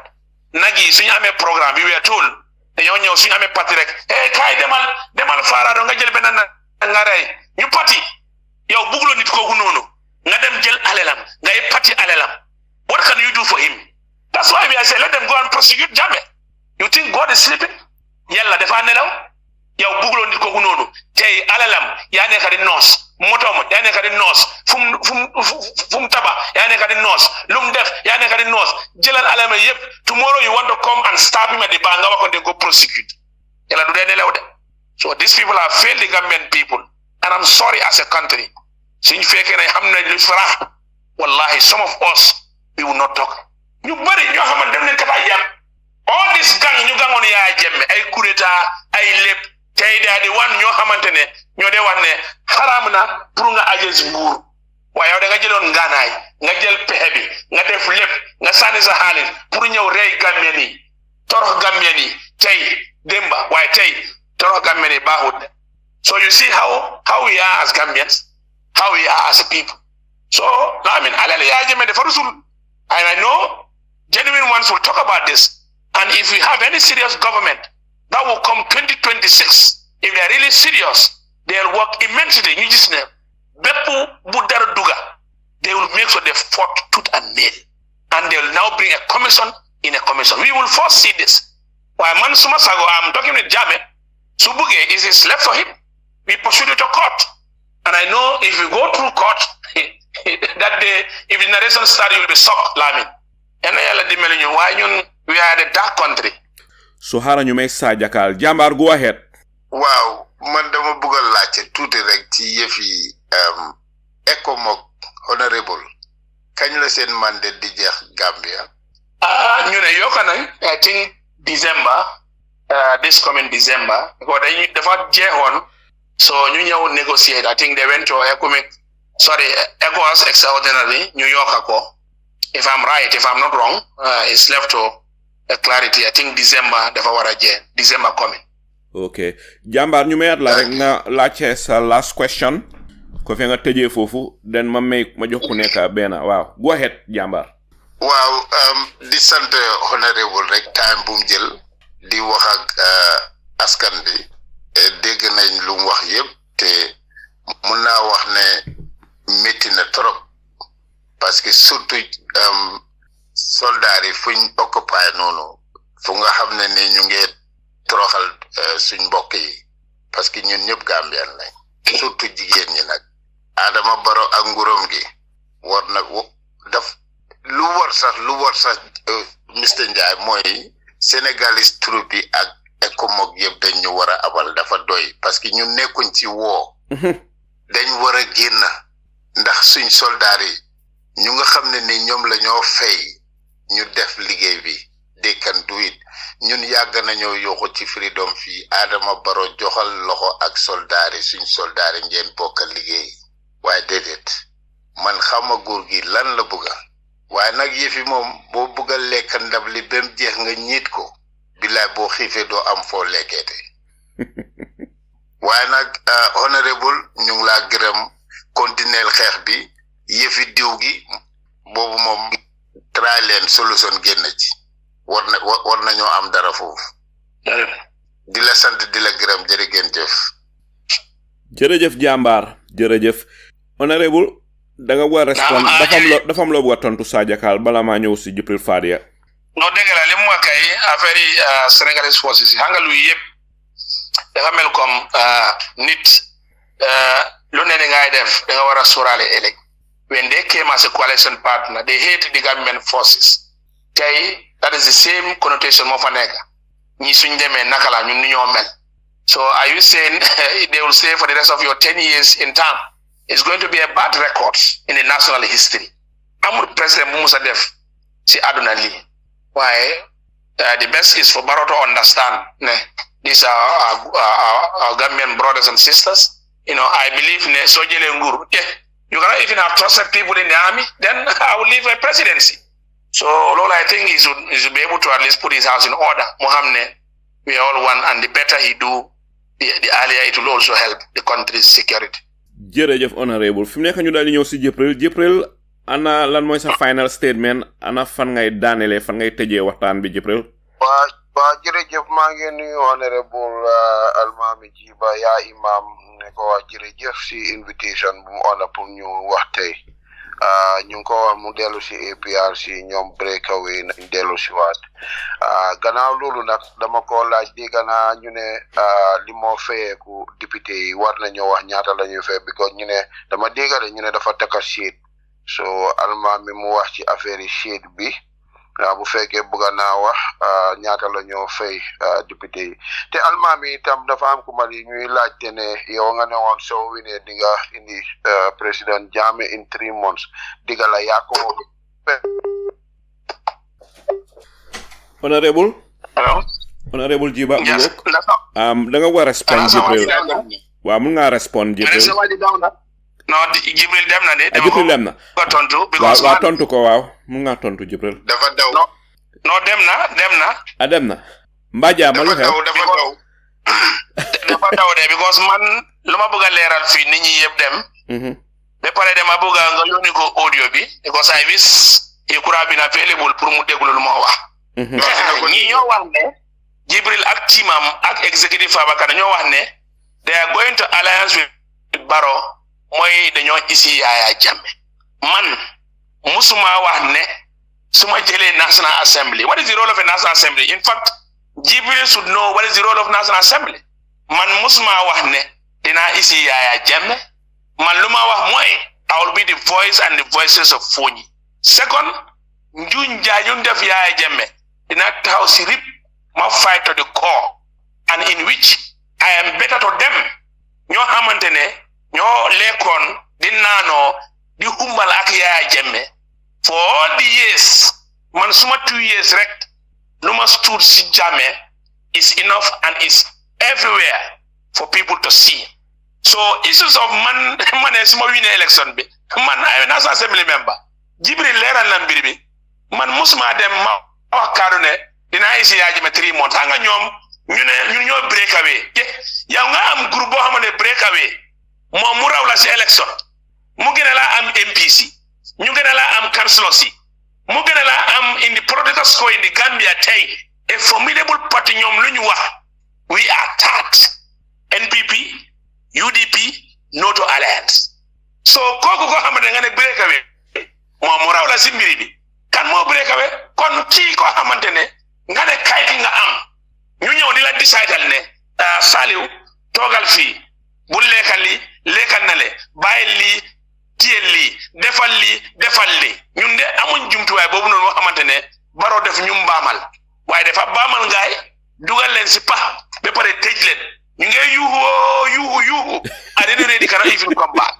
So man nit ñi ñoo si waaye ne Almameh Gibba moo wax ne dafa isi Yaya Jammeh 3 months. Where is the evidence? Jibril su fekkee ne dawtoon dina ko wax ne mu isi evidence hanga man dama dee waxatu de because Jambar go ahead Jambar am na loo bëgg go ahead ñoom is just like a photocopy comme Jambar lu mu nekk di wax man dama dee rus trop because su fekkee ne a political party ñun tey let me give this example bàyyi ma tuuti rek Brikama area council Bakary Tombong moo nekkoon time Yaya Jammeh chairman time Fabakary ñoo xamante ne we don't even have any problem moom moo taxawoon he get 20-something thousand waaye tey we had an independent candidate bu taxaw JS Sane dañu rawalal bu Bakary Tombong am time moo xamante ne APRC was intact. So Jibril su waxee breakaway I think the breakaway name suits them better. We are making numbers, increasing numbers. We have more councillors than them. We have more MPs than them. We participated in all elections. Ñoom dañoo téye seen baat ñu takalen ay kaay leen fi lekkal lii non bu lekkal lii bàyyil lii so ñooy breakaway. I think the name was invented by Bakso Jaite. Why ñun we are here and we are doing our politics. We are doing our press conferences. Why ñii sax duñ ñeme na def press conference ñu ñeme na def meeting amuñ rally amuñ def dara. They all stayed baro moo leen nekk di kaay leen fi non bàyyi leen lii def leen lii. So I think the name suits better for him. Be pare I want to be in records. I have never ever said ne man dina isi Yaya Jammeh. Man lu ma wax leer na ñoo wax ne the purpose of the alliance is for Yaya Jammeh. Amuñ moto muñu isi the issues that they have discussed. There is no agreement boobu noonu ñëwuñ wax nit ñi. They don't talk about anything about Yaya Jammeh. Yaya Jammeh served them as betrayals. So Jammeh will not trust them. Ñii dañ musa isi sax ñu wax ne Yaya Jammeh nii since then even in parliament even in their press conferences. So ñooñu suñu waxee ne ñooñu dañu sàcc alal bi mooy flag bi ak parti bi moomee dem onto unconstitutional because they have failed the people ñu betray leen ñu daw ba pare Jibril sax si loolu la bokka. So moom dama bëgga moom tam mu ñëw mu tas sëy bi si baro then we can reconcile and make one APRC su d'accord loolu a Salieu nga égal ko nga wax ne Honourable Gibba mu ne nga tas sëy bi nga ñëw bokka fi nga bokka because moom comme ça jakal mu ko wax half la moom half caste la fole la nekk loolu tax duñ la ñeme de they cannot even criticize Barrow. These are the people who said the worst enemy of APRC is Barrow. Yeah, te nga ne nga selmal ak Barrow hino Cairo balafa Barrow loolu is sad. This is the system of Gambians. Thank you very much. Waaw honorable dinaa ñëwaat si yow pour nga def di closing statement fi nekk Sadio Kal dafa am loo bëgg a wax. non lu laajte la waat rek bu gaaw rek comme tout temps bi honorable fan la ci président Adama Barrow toll. Two term there is no sign as per this constitution.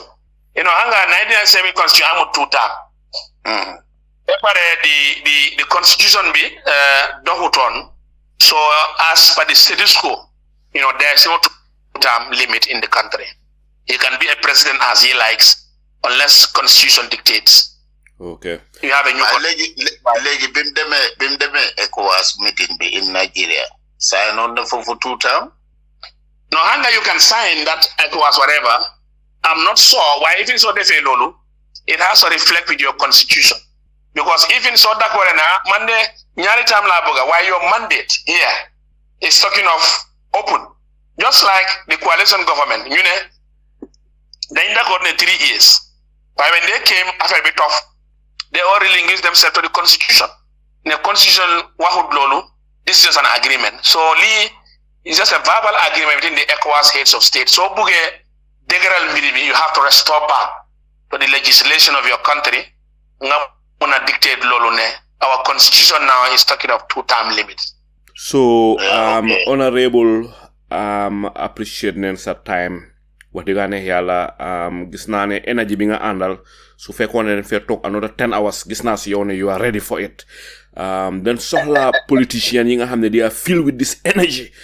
Last question bi ma bëgg a laajte rek Honourable ndegem time bi jeex na long time dafa am rek lu ma la bëgg a laaj ma bëgg rek nga summarize ko ni mu gën a gaawee su ko defee nga dal di tëjee foofu dal di tàggatoo Gambia ni question bi mooy Honourable Almameh Gibba yow xam nga li yàlla wax buur yàlla mu ngi sal Quraanul Karim ne kuntum xayra ummatin uxrijat lil naas ta'muruna bil ma'ruf wa tanhawna anil munkar wa tu'minuna billah naka nga mun a reconcile li yàlla wax with the fact ne yow xam nga ne Yaya Jammeh lu bari def na ko si lu baax waaye tamit dafa jooyloo ñu bari dafa rey ay nit dafa kaso ay nit ñu bari den dee deret dafa tuuri si suufi Gambia loo xam ne waru toona am comme ni Sénégalais si di oppressé the people of Foni am na ñoo xam ne they feel oppressed under Jammeh den kaso ñu bari dóor ñu bari rey ñu bari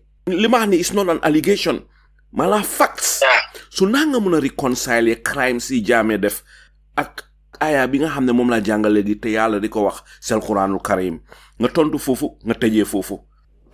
Jërëjëf, thank you very much. Yàlla kay buur la moom Karim la.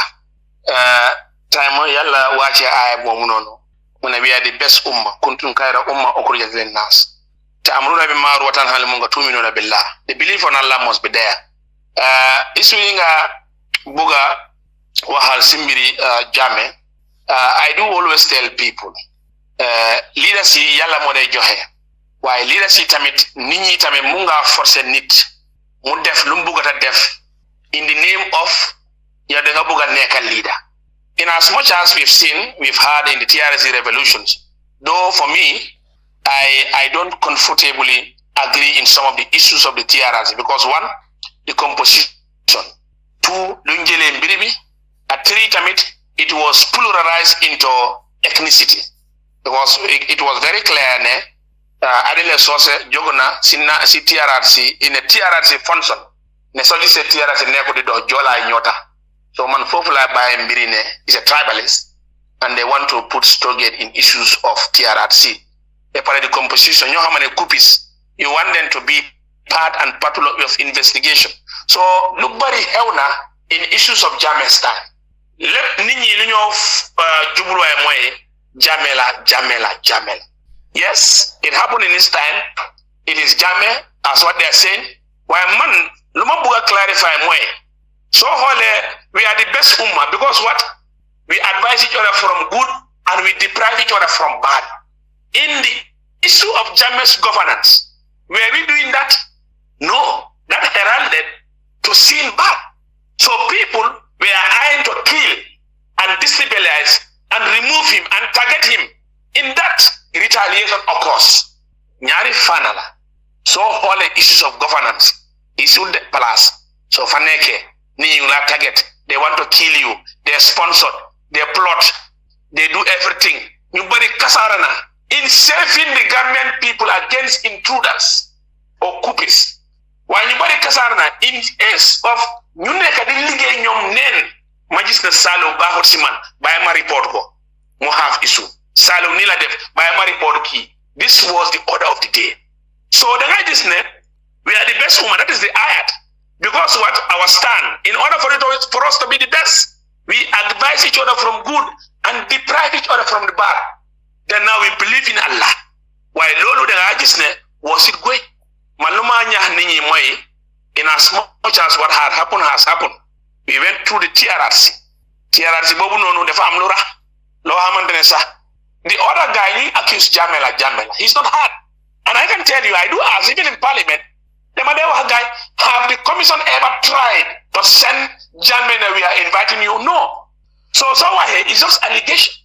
People who said, yes, I have killed. But they are still beautifully serving in their positions in the security and the center in governance. While you haven't done a because they are sharing with Jammeh, Fonilang Deka, Fonilang Yaro, either Jola or Pola, while Fonilang Joge, they remove them from the army. Today they are very vulnerable in the street. So the ayat of Kuntum Kaira Ummah, Nas, we are the best Ummah because we deprive each other from good. So we advise each other from good and we deprive each other from bad. So if we are not into doing that, we will not be the best. So Mansuma Jubula whatever allegations, Jammeh should be hung. So Jammeh wahe you take a Jammeh. Then from there we can now come to a conclusion. Gambia hamna in Gambia you buried in your loot halis. Yahatil Jambo. Do this. People were fun in this country to come and destabilize the country. People were fun to go and tell petrol stations. People were fun to go and destroy issues, to render issues ungovernable. People were fun in this country. You body you make the phone no, they are in the diaspora. You body the phone kudeta. Today they are enjoying and working with this government and clapping themselves. You body you bokon kudeta. They are serving in the military. You know the devil in Dara. They have never got even a single child seat. In the army, they are removed. If you have worked with Jammeh in the civil service, you are from a tribe, from a region, you are removed. While you body you body time they are called back. Corruption is just a friendly picking now. You body you body you commission, commission. I am telling you, Salieu, they are manning high positions in this government. Now that ayat, kuntum kaira umma, ukurjatil nas. Ta'amuruna bil ma'ruf wa tanhauna 'anil munkar. We deprive each other from advice from good, and we deprive each other from bad. Then we believe in Allah. Are we doing that? In focusing towards the ayat, it's going to be very difficult. Bepare, kepakune defajis neha, mande, definitely. Why I'm okay, I'm good to go. People who kill are free, going in street. But people who don't kill, they are not. They are deprived of their job and their right. Soldiers who were led by Kupis in Farafanya and Kadam. Others, and Domis and Halei are very vulnerable. Others, they even have difficulties in their health. They are still celebrating as heroes. We've seen that in this country. So, let's reconcile for good. Why in order for us to do that, let's hear from Jammeh. So in Lolu, then we can now come and unify together to see a Gambia for all of Jola, Serer, Njako, Balanta, Aku, Watemandinka, we are all the same father and mother. I don't know Sajakal, the Hamna Dr. Bara Ture, Bara Sumawaila, he's a brother, he's a friend in Gamtel, Bemudem Europe, we still communicate. So the is the Gambia you Benelai. So these are issues you have and mantamit. Smart justice Nila. We've erred each other. No Dunyaka. Why in so doing, let's reflect you just Gambia is bigger than all of us. Then we have Jumtuai, then we can knock each other's door and we celebrate each other together, inshallah. Honourable Almameh Gibba, tej waxtaan bi appreciate nen sa time. Ñu ngi rafetlu bu baax lépp loo xam ne séddoo nga ko ñun te set nga benn exemple boo xam ne foog naa ne sun National Assembly members yi war nañ ko jàngee si yow mooy ñëw nga fii li nga wax yépp li ma jàngee si yow mooy ne you speak your mind naa la jox tey ñaari tur moom laa tuddee benn tour bi naa ko jëlee si anglais beneen bi naa ko jëlee si sun mandinka language bi parlement bi ñu ngi la jox tour ne yow yaay di Honourable Almameh Gibba. You are the fearless honourable in the sense na yow you are fearless ragaluloo dara. wallahi you speak the truth as it comes to you. naa si teg dooli ne yow yaay di mansaba of the Gambia National Assembly because of what? You are trying to put me as a candidate next election. Exactly. Wow, definitely. I'm not mom so amee di nga am ñu bari ñu la support. Yow daal yow yaay di mansaba of the Gambia National Assembly and you are the fearless politician ko xam ne ragaluloo dara. And we like that. Gis nga den bugga politicians like this nga ñëw speak sa mind den bugga politician boo xam ne dangaa ñëw fearlessly nga wax li nekk sa mind right or wrong. te man loolu la feel ne moom nga def fii te loolu dama ko appreciate. So mbokk yu tedda yi ñu ngi leen a gërëm si déglu bi Lamine Jaite ñu ngi lay gërëm di la sant si sa waxtu ak lépp loo xam ne laajte nga ko fii. Jibril Fadia ñu ngi lay gërëm di la sant si lépp loo xam ne laajte nga ko ak time bi nga jël. Sa Jakal yow itam ñu ngi lay gërëm di la sant si lépp loo xam ne contribute nga ko laajte nga ko ak time bi nga jël. Finally Mansaba the fearless Honourable Almameh Gibba ñu ngi lay gërëm sa waxtu. Thank you. ak lépp loo xam ne séedoo nga ko Gambian yi tey. mbokk yi fii la waxtaan ji daldi am fi mu ne duma def lu dul daldi ëmbal lépp loo xam ne waxtaanee neen ko fii lépp loo xam ne Honourable Almameh Gibba waxtaanee na ko fii daldi leen ko jébal bàyyi waxtaan ji mu daldi continuer si seeni xel. yéen Gambian yi yéen déglukat yi yéen yéenay attekat yi nga xam ne yéenay atte lépp loo xam ne Honourable Gibba wax na ko fii. lu neex nag du doy xanaa dañu koy dog rek dal di dem ba beneen yoon seeni mbokka Salieu Njie salaamu aleykum wa rahmatullah wa barakaatu wa axiru daawaana an alhamdulillahi rabbil alamin.